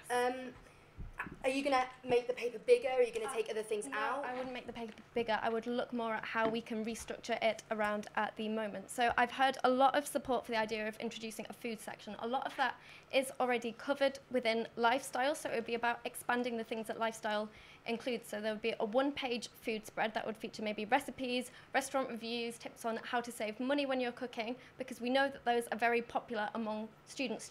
Like finance is a big concern for students, and living healthily is a big concern for students.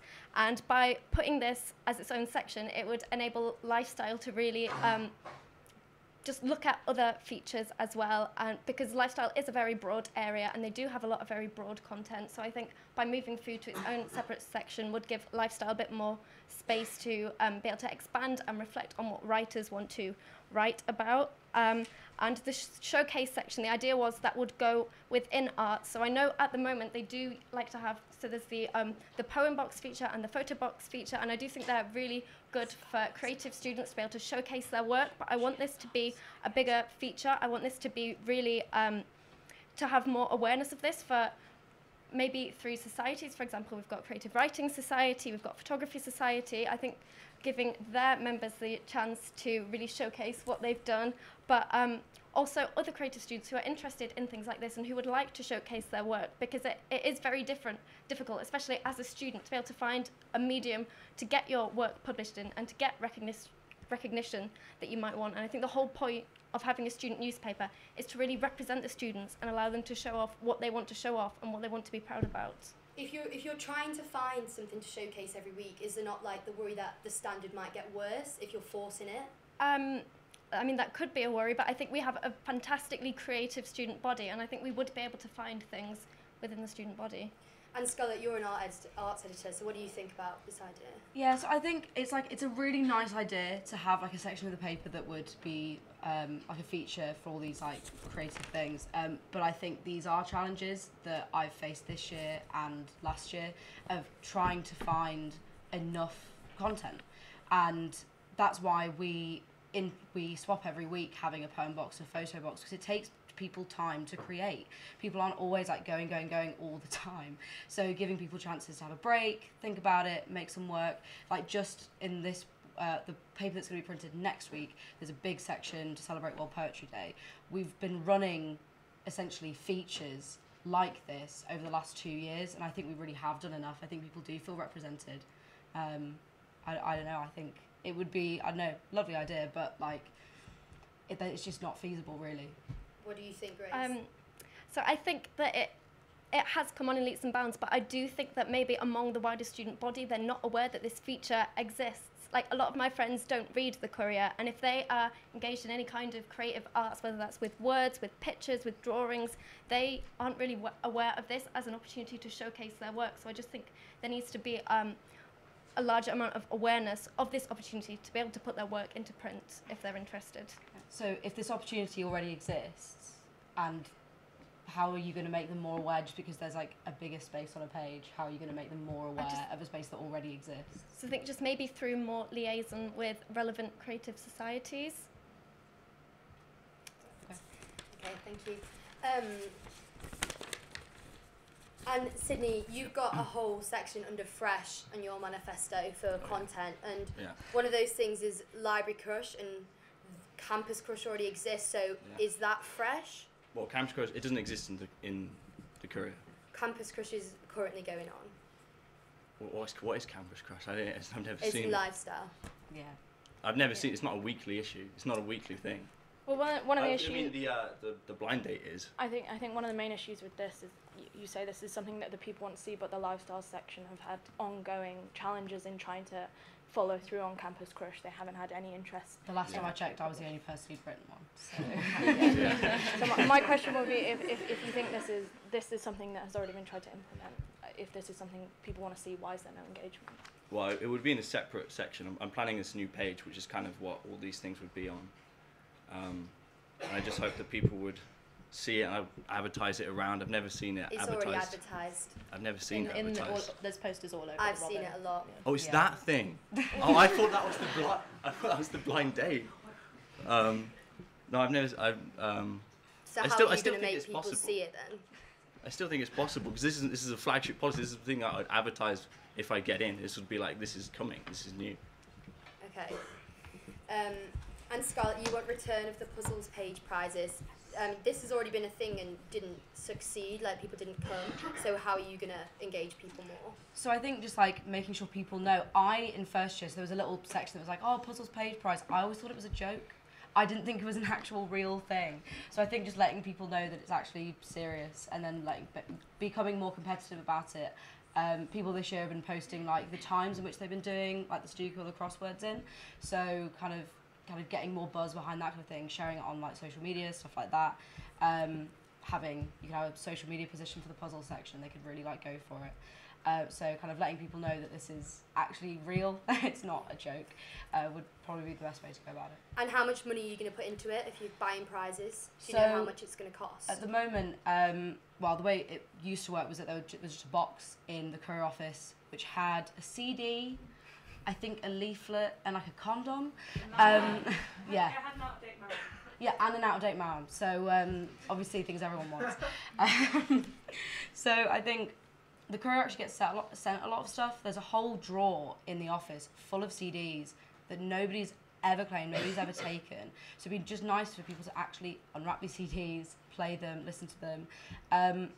There's also other things we could do as well. So one thing I want to introduce is like more deals around the union. So you could say like, oh, well, first one in, like you get the discount on this. And Harry, content-wise, for you want a new dedicated university and local politics page. Sure. Are you making the paper longer? Are you taking stuff out? Yeah, well, I think firstly you've got to obviously evaluate which editors are coming forward. At the beginning of the year we didn't have a science page, we now do because we have science editors. So I think in terms of that, there is a page that can come from it. If that means you need to make your page you need to make your paper 4 pages longer, you can absolutely do that. There's a space for long reads, there's a space for short reads as well. So yeah, where that individual page comes from, I think you've got to actually evaluate that when the editors finally come forward. I don't know if there was any more to your question.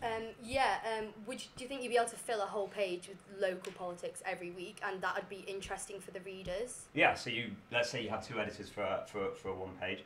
Yeah, absolutely you could.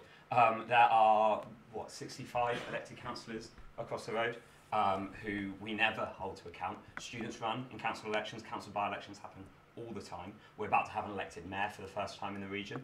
And that's local politics. You can go further afield. And that's interviews. That forces us to fill a page with an interview with somebody going on in the building. I reckon the majority of the people in here probably may or may not be able to name the student union president. I reckon not many of them know who the chief executive of the union is or what they do. And I think it's important that we profile who that person is, because that person makes really important decisions, and we make sure that we have them and an interview with them on a page. We challenge what they do, because sometimes we challenge the wrong people. How are you going to get an interview with them? You ask for it. Yeah. And then when they say no, you run a piece as to why they didn't give you an interview and why you think that was wrong that they didn't give you an interview. It's a place for comment as well. Ali talks about Brexit. Right now, something's going to be happening in the House of Commons, so it's a place for that as well, to put that in. And you don't want to take that away from comment. I understand how there can be a crossover there, but yeah, sorry. I didn't And like another part of your manifesto says boost the presence of interactive features, but there was a typo and said it boosts the prints. So I'm aware how of that. can we expect you to be the editor of the Courier if you can't even notice an own typo in your manifesto? Can I do a no comment on that? No. I made a typo. Yes. Okay. So how can we expect you to be the Courier, the editor of the Courier then? Oh, because I've written a manifesto filled with decent policy ideas that is there, and we have a team of sub-editors. Yes, I've made a spelling mistake. If anyone in this room has ever not made a spelling mistake, I'm not perfect, and I don't think that any of us on this stage think that we're going in, that we can. And you're absolutely right, I did make a typo, and I made it on a PDF, so you can't edit it either. Okay, and Zin, have you got any ideas of content you want to add? What? Would you like to add anything to the paper, like content-wise? Content-wise? Specific articles that are being published, the topics about... You know, like new things, like new articles and stuff. Thank you. New articles? Yeah, is there any ideas you've got? Yes, I remembered I wrote a feature article for the bonfire thing before for the Courier, and in which I introduced one of the most famous and biggest fireworks show in China, and I really want to make the newspaper more the word international, and so I think maybe we can encourage international students to talk more about their culture, their hometowns, and I think those will be very interesting, because before I came here, I actually didn't know about what is bonfire yet. So maybe the different culture, they also have the similar things. I think, and the difference is very interesting. And also, I joined some student societies, and most of the student societies have their own social medias, have their medias, and maybe we can cooperate more with them about to connect the NUSU media to their own media, to introduce more about their activities. Thank you. And Ali, you want to introduce content surveys online and in questionnaires. What is the incentive for people to fill this in? Okay, yeah, that's a very good question. But yeah, so I want to look into liaising with marketing. So obviously they send out stuff like the NUS survey and the NUSU student survey. And as we're not affiliated with the union, but we're a huge asset, so I'd like to think that they would support us in sending out a similar email hopefully before the end of this academic year, so that we have the summer to look over the answers and plan what to include in the paper in September.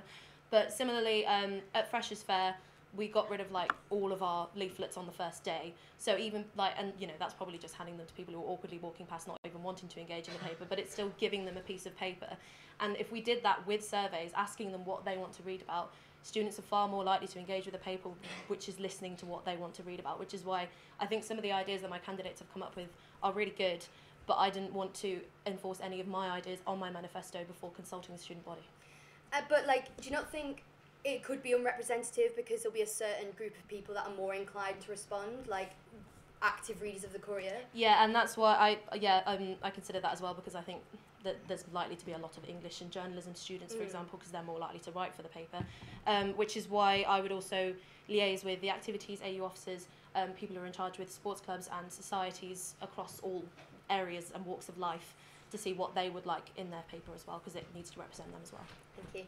Okay, we're going to move on to society and club engagement. We'll start with Grace.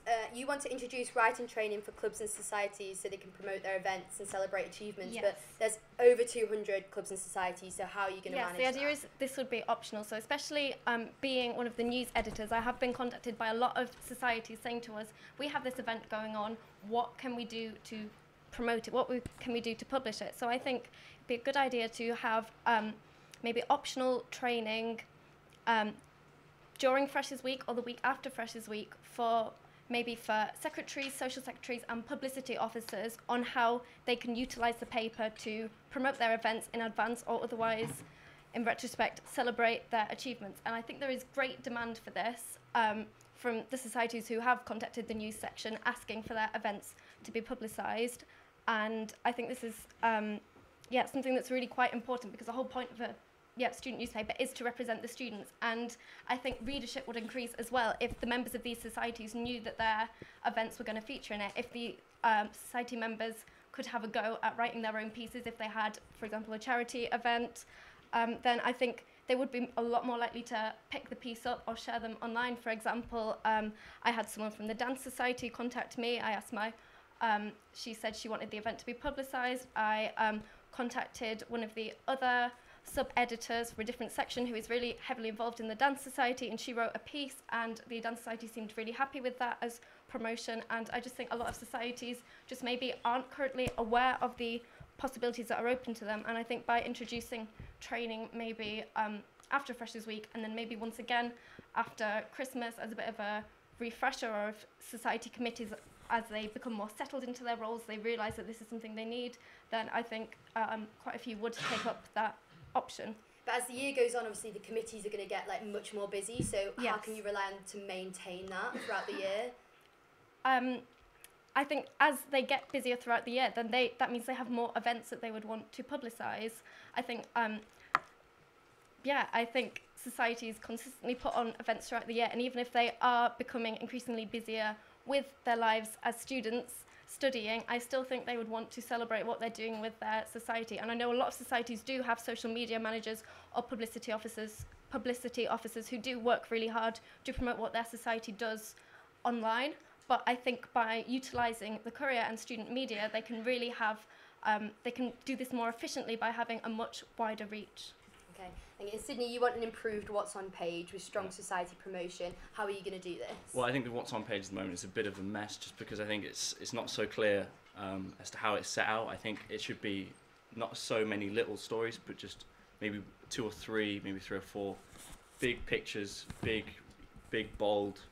You can really see what the society is, and you don't have to trawl through a lot of societies you might not be interested in. But how are you going to, keep that contact with societies? How are you going to reach out to them? Well, I hope that because my whole manifesto is based on increasing readership, that societies will see the paper as kind of a bigger part of the university experience.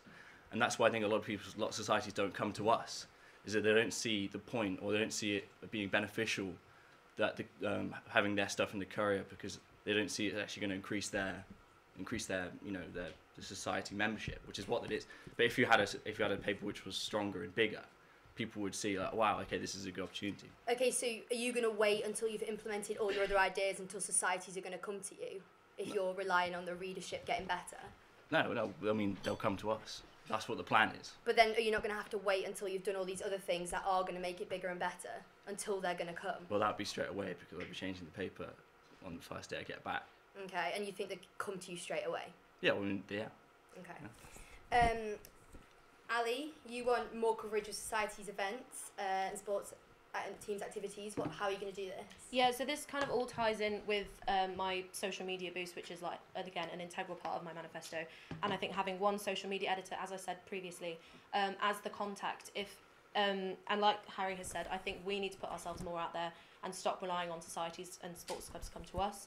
We need to say, look, we want to publicise your event, and if we have one person who's going to be in charge of all of the social media to do with the paper, then they'll be more likely to do that. So, and I think if we build up the prestige of the paper on social media, then we can have Instagram story takeovers, we can have Facebook posts, we can have Facebook Live, and with events that happen at NUSU, like when Maisie Williams came to do a talk, or when will.i.am came to USB to do a talk, you know, live interviews, Facebook takeovers like that. I just think they're more likely to, and like if people are looking at our social media, then we can then follow up by telling them, hey, here's the match report on this match that we covered, or here's an interview with the person who came to speak to this society, and that then is engaging them with the paper and encouraging them to pick it up. Okay. And Harry, you want specific editors to cover books, non-books, and intramural fixtures. Sure. Like, how much is that going to be? That's going to be a lot of content. We literally already do that. And in every intramural fixture. No, to cover. So I'm not promising to cover every single sports event that Which ever ones goes are you going on. to choose? Well, currently we choose the matches that have the most significance in the league, the matches that we are able that have our knockout rounds matches, and matches that people are willing and sports clubs come to us to write about. It's about covering a wide variety of different sports, making sure we have different sports on the back page, making sure we have different sports going on throughout the page. I think the point of that is to ensure that you have somebody within the team that is dedicated, that knows exactly what is going on within the Bucks sports, what's going on within non-Bucks sports, because that's particularly complicated. And non-Bucks sports often get left behind because they're not kept in those emails to us. So it means we don't have a non-Bucks table at the bottom because they're all independent leagues that are regulated separately across the country. And intramural fixtures as well, they get hidden behind because of course it's participation-based sport, not performance-based. So if you have an individual editor, with each of whom is still a sports editor, still editing the section like everyone else, but it's their focus to make sure that those sports are covered, so to ensure we have a wide variety of everything, then I think that we'll actually be able to sort of create a dialogue between sports clubs and sports editors and the paper as a whole, which I think can only be good for both parties. Are you worried that way that you pigeonhole it so that you're kind of segregating people off into you can only cover this and you can only Well, it's not exclusively only covering that, but for example, every week at the moment, we try to organise our relationship with sports clubs. But because there isn't a defined role in that, that means that you're kind of contacting anyone. And it can mean both good and bad results from that. Also means you don't get to know individual writers when you're sort of randomly contacting clubs at different times, and when the clubs are going to write them themselves. We often get the case that certain clubs don't like writing about matches that they lose. So we've been promised an article doesn't come in. We'll then know in the future, because if you're working with those same teams every week, and there's a smaller number of them because you're not focusing on all university sport, you know which writers are reliable and not. You know which writers are worth sending out to games and which sports clubs are worth publishing. Are you worried that a first-year editor coming into that position would have that expertise to follow through on that position? I'm a first-year editor coming into that position. But you have a lot of experience elsewhere, though. You're not you're not coming into student media without having any experience in that. I think a first-year editor who's coming in from being a writer would not have that confidence. Okay, so also I think it's really important that you have that dialogue with the AU officer, that the sports editors sit down and actually understand what university sport looks like. And also people doing university sport doesn't really understand the vast array of different things going on, because, for example, I covered an ice hockey game the other week. That ice hockey game isn't in Bucks, which is like the big league, and the way that that's regulated. So, no, I think a first year editor, as long as they understand and they come in and they learn and they understand how university sport is structured. But if they don't, then you run the risk of having intramural having no coverage at all if you've got one person dedicated who doesn't know that, and then you kind of have a complete gap there. The premise of your question is that what if somebody doesn't know how to do their job? But that's no, my question is, if you have someone dedicated to that section and then Sure. that falls through, then you have no coverage in that section whatsoever, and Well, you have it's still about having communication and making sure that everyone's able to bring forward 1 or 2 or 3 articles, whatever that sports team has decided they bring forward every week. It just means you've got reliance to do that. If I got to Tuesday and thought, oh, I'm the intramural editor, I'm not going to have any fixtures this week, then I get over to the Bucks and the non-Bucks editors and make sure, actually, because they'll still be talking because they're still editing the pages together, and say, oh, actually, we need to increase that. Is there anything I can do to help? And then I'd say, here's the email address, message Tom, he's from this club, and he'll be able to tell you what to do. And Scarlett, you haven't mentioned anything about engagement with clubs and societies. Do you think it's sufficient as it is? Yeah, so I think, obviously there are improvements that could be made. I think not mentioning AU sub at all, it was probably a big oversight in my manifesto. And I think if there are changes that people want to be made, then I would be happy to make them. So the ideas that Harry and Ali have put forward for the change that they want to see, if I contact people who are involved with sport and they go, these are actually things we want, I would be happy to make those changes. Okay, we're going to move on to distribution quite quickly because we haven't got much time, but We'll start with Grace. You want strategic distribution, you want to reduce waste and encourage sustainability. Will this reduce the copies printed? Potentially. I think I would prefer to target places where I know the papers will be taken. So at the moment, I've had a lot of comments from people saying they're in buildings where there are lots of lecture theatres, they're not going to pick up a copy of the paper on their way to their lecture. So I think maybe we should focus more on where the papers go, so that the papers that we do print at the moment all get read. So I think that catering outlets on campus are a really good way to do this, because that is where people are going to be sat for half an hour, having their lunch, having a cup of coffee, and they're going to be like potentially willing to read a newspaper. I think also putting them in common rooms is a good idea, because I personally bring them to the languages common room every week, and they get read so much there from people who don't really access them anywhere else. They see them around campus, but they're not in convenient places, whereas if it's in a common room where people are going to sit, have a cup of coffee and have a little chat, I think it's a really good place to locate them. So where will you not put them? So I would maybe decrease the amount that is in places, for example, the foyers of buildings like Armstrong Building, maybe the Herschel Building, just because even though there is a lot of footfall in these areas, people may not necessarily be willing to pick up a paper then and read it. They know they're not going to read it straight away because they're on their way to a lecture, and they don't want to carry it around in their bag all day. Okay. Do you not run the risk that readership is going to be limited though? Because like, what if people just don't go and eat at uni and don't go in the common rooms? That is true. So I would want to try and maintain the distribution in like main student areas as much as possible. So I think the Students' Union is a really important place to have them, the Courier really ready available, as is the library and the Marjorie Robinson rooms. That's how it's pronounced. But yeah, I think we should focus it more on catering outlets and places where students will be, because there's no point in having them there if they're not being read. Okay. And Ali, you want wide distribution and you want it in university halls and across campus. How are you going to do that? So for those of you who don't know, distribution is quite a gruelling process for Harry and I and a bunch of other volunteers at 9 a.m. on a Monday morning. It's quite difficult to get up then. But we're lucky enough this year to have access to one of the electronic cars university has. So we take it out to the outer skirts of campus, so like USB, Philip Robson Library, the Sports Centre.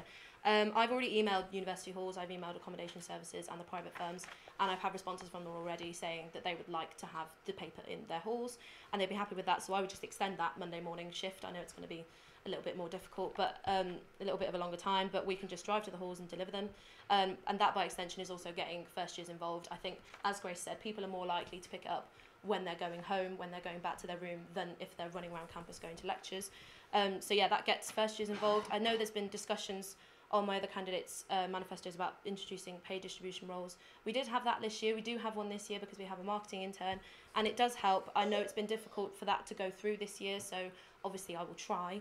But if we can't, I think just making it part of the sub-editorial role. I know they already do a lot, but there's over 50 editors of the paper, which means that if we got a timetable set up, each sub-editor would have to deliver one stack of papers to one specific building, maybe once every 2 weeks, if that. And I don't think that's too much to ask. And also, I think it would be beneficial if, like, on the Newcastle University app, we have a map that tells you where all the buildings are on campus.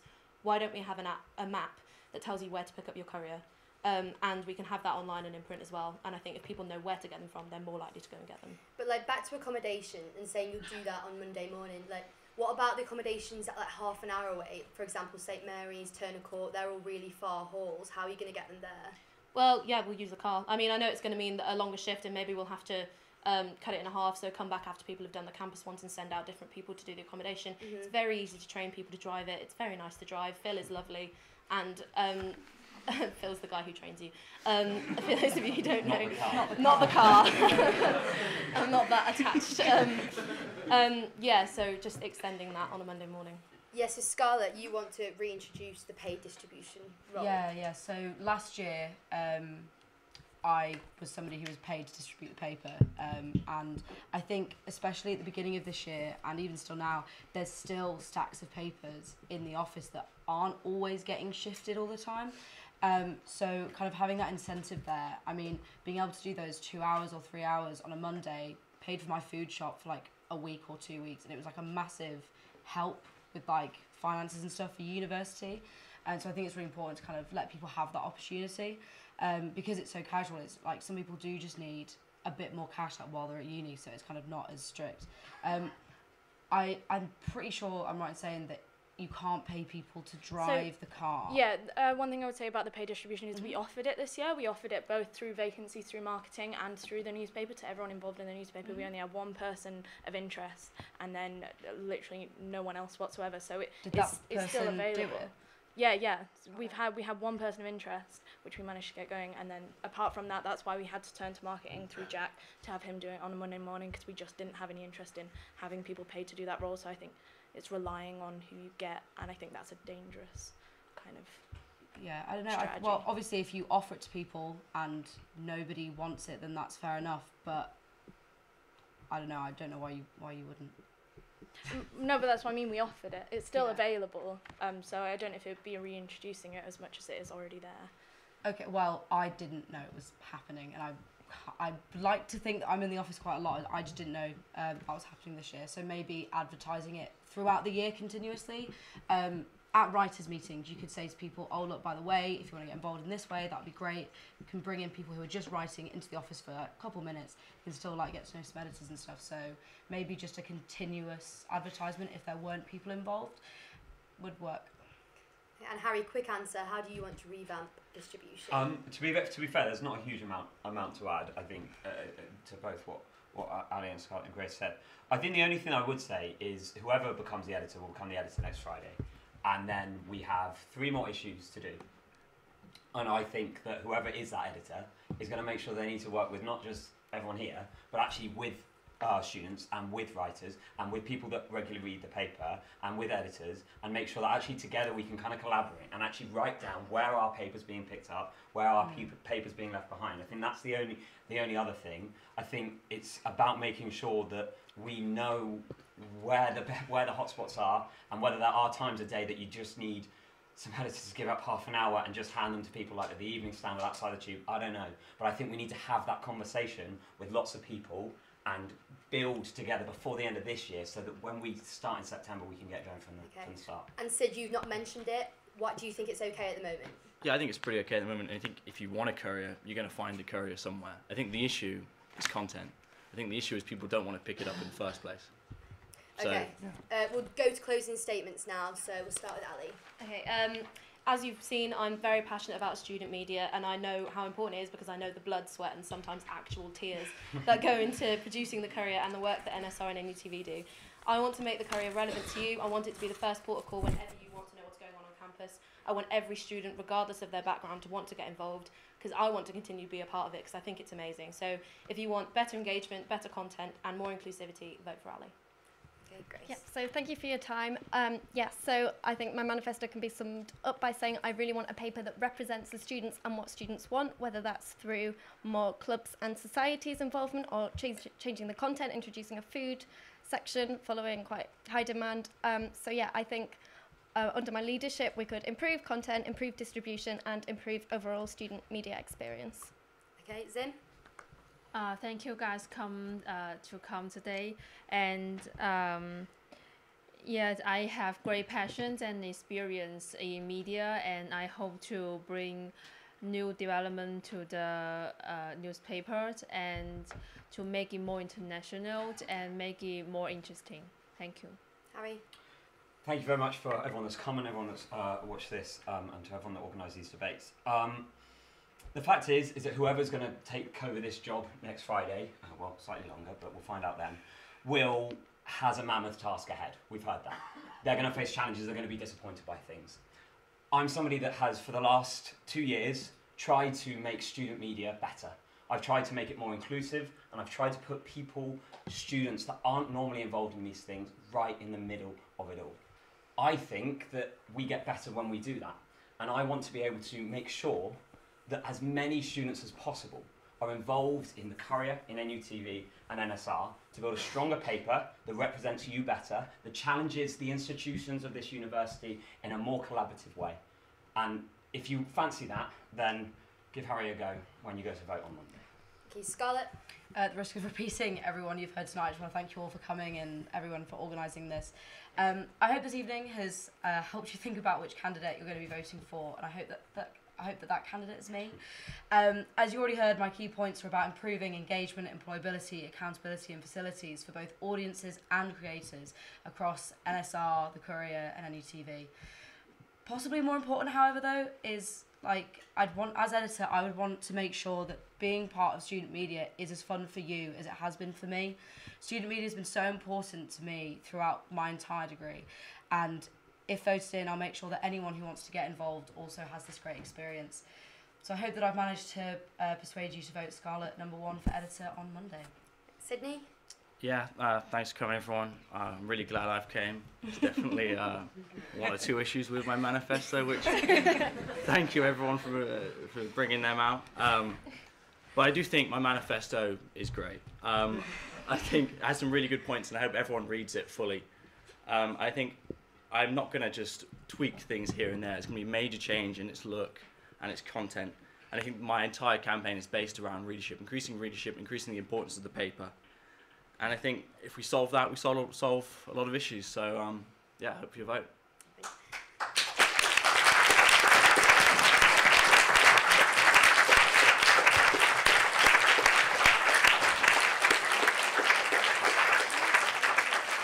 Okay, so does anyone have any questions?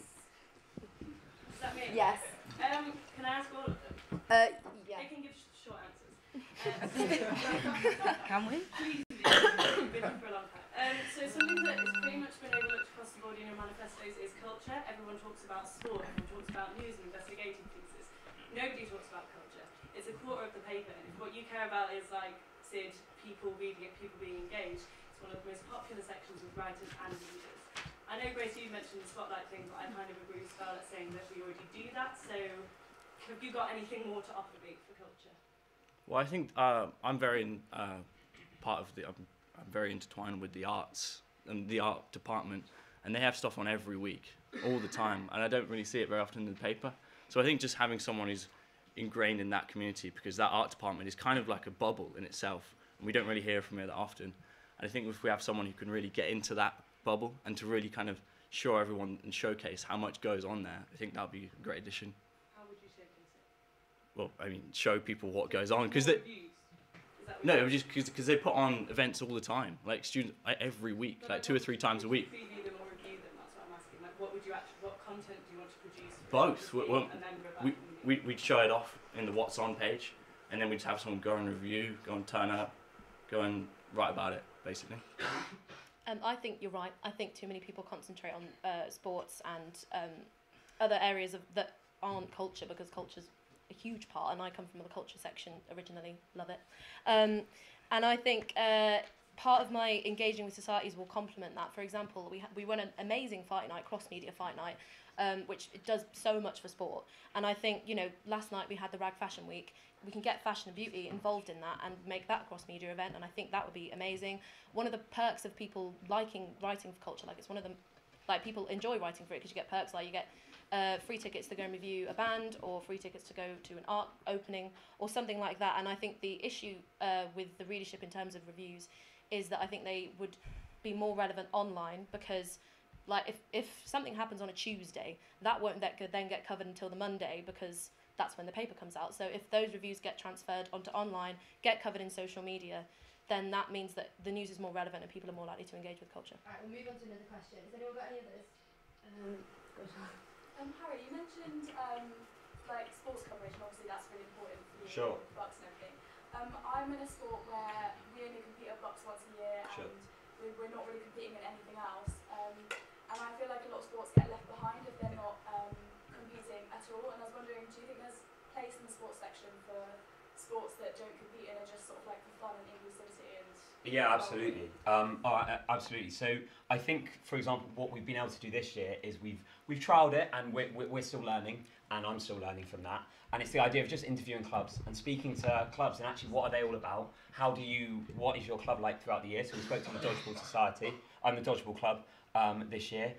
We did an interview with Ollie and Liv, two of the guys on exec there, and we were able to profile what they did there. We did the same with stuff from kickboxing. We did the same with stuff from a dance show as well. And actually, I think you're absolutely right. It's about profiling the events that go on short and the games and the matches and all that stuff, but also just finding out about those clubs, because I think it's so interesting to hear about people's lives are dedicated to sport, and so many of us don't know anything about the amount of time they spend dedicating to university sports. So I think it's about profiling those clubs as well and giving them an opportunity, maybe if that's even a guest editorial in which they're writing it themselves, or whether that's us interviewing you and just getting that transcript down.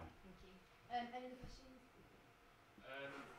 So I think the talk about investigative journalism is absolutely important. I appreciate that you've all gone over it slightly, but I think it's good because the Courier needs to sort of rival other news organisations which are on the ground, sort of report things as they happen and get things out quickly.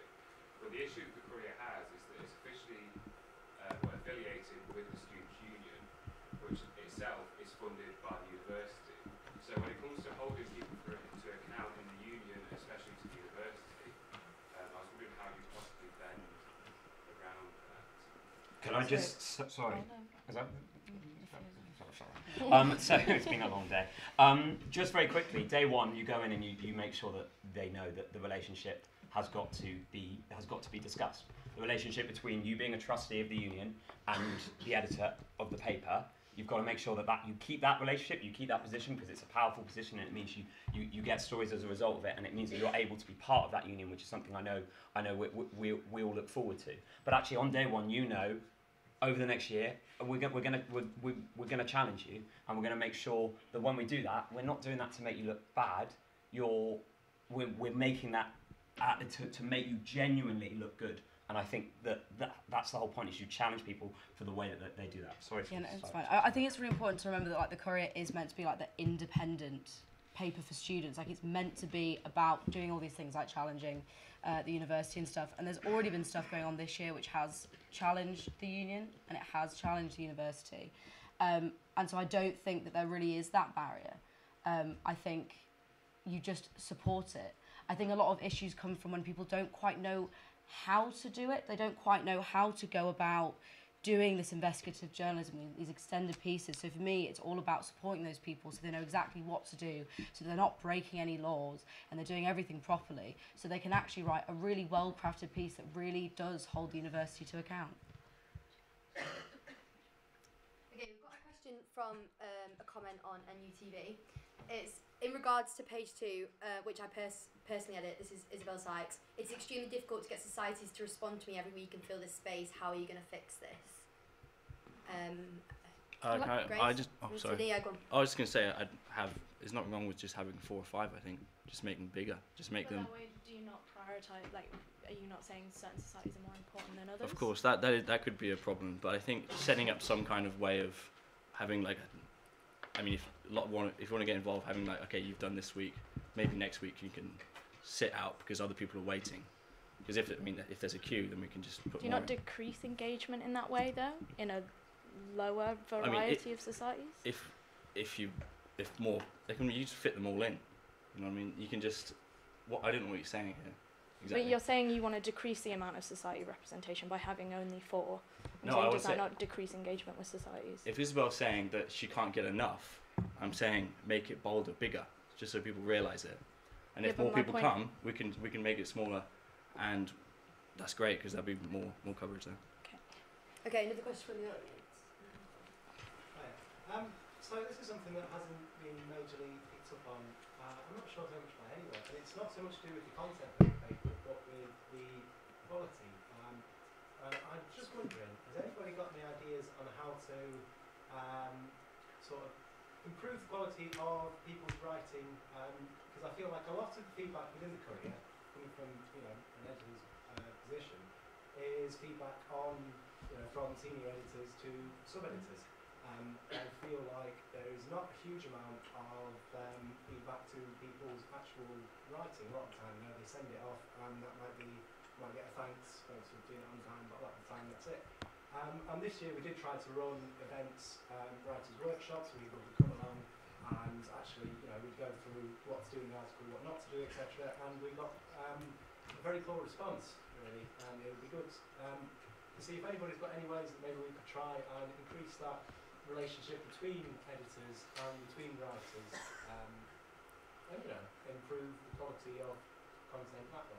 Yeah, so definitely. It's actually the first point of my employability section is to develop people's writing skills with feedback from editors. Because I think it's very difficult if you've never written a certain style of article before. You don't really know what to do.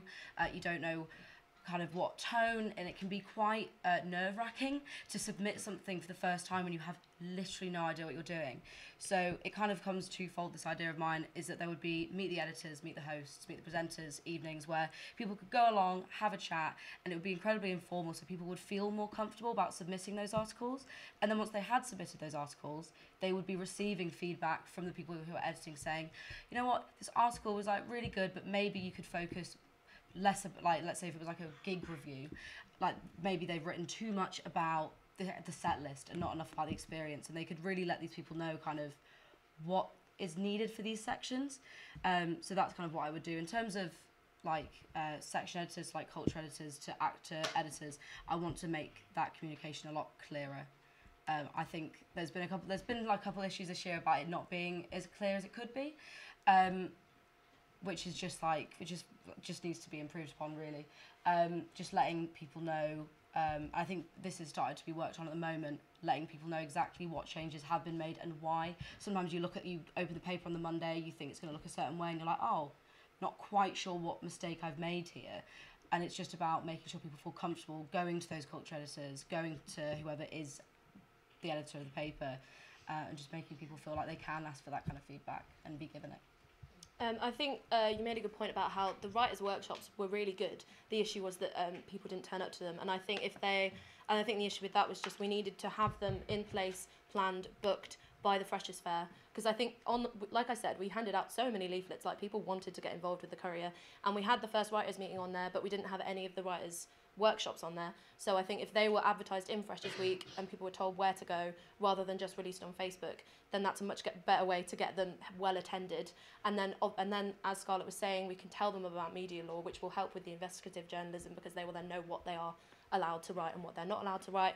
And I think if they were like a repetitive scheme throughout the year, so we had one at the start of second semester as well, because I know for me in first year I got much more heavily involved in the paper in second semester. So yeah, I think if it was just more widely circulated and planned ahead, it would work a lot better. Okay, we're going to do one more question. I did have 6 pages of notes, but I'm conscious of time, so I'll just ask one Concise. one broad question to all candidates. In terms of support to NUSU Media and ET in particular, you all mentioned how you support in terms of content, in terms of space, in terms of technology. The other thing we face is engagement. So I want to hear quickly what your ideas from that. Particularly I want to hear from Zin and also Sydney, because I know you mentioned engagement, you only want to do so in your answer, but I don't particularly feel your solution of relying people walking past our office is the solution there. So, but from everyone as well, if that's possible. Zin? How would you engage with NSR and NUT? How do you improve engagement from students to be part of ATV rather than getting engagement between cross media? Okay.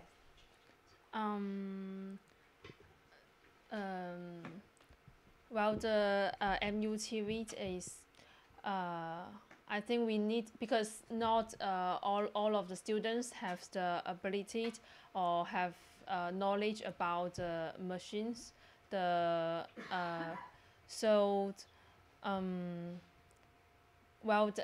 as journalism students, and we are taught to how to use those machines, the cameras. So one of my points is to get the media students to get more involved this NUTV and NSR, because they have background, they have knowledge background, and it's also important to invite the students to maybe give some workshop or lecture to other students who don't know how to use the machines, because actually most of the students nowadays have the desire to express themselves through still the videos, like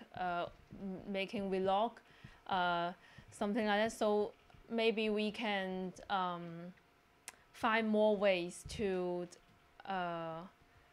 express their life or their thoughts through videos. Thank you, Sydney.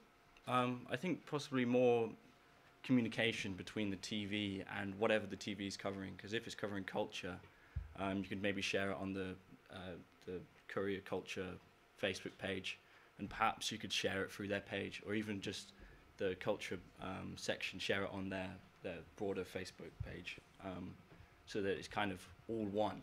It's not so much this is TV, this is Courier. It's more of this is TV, which is helping the Courier do news or do culture. Okay, thank you. Right, that's finished. Thank you everybody for coming, and thank you to the candidates.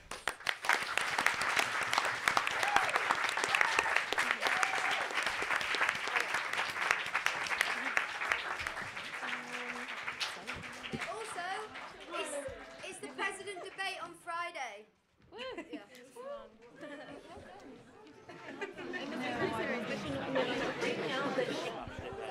People weren't happy with the autocorrect like the comments. Someone put watching on GCSE English.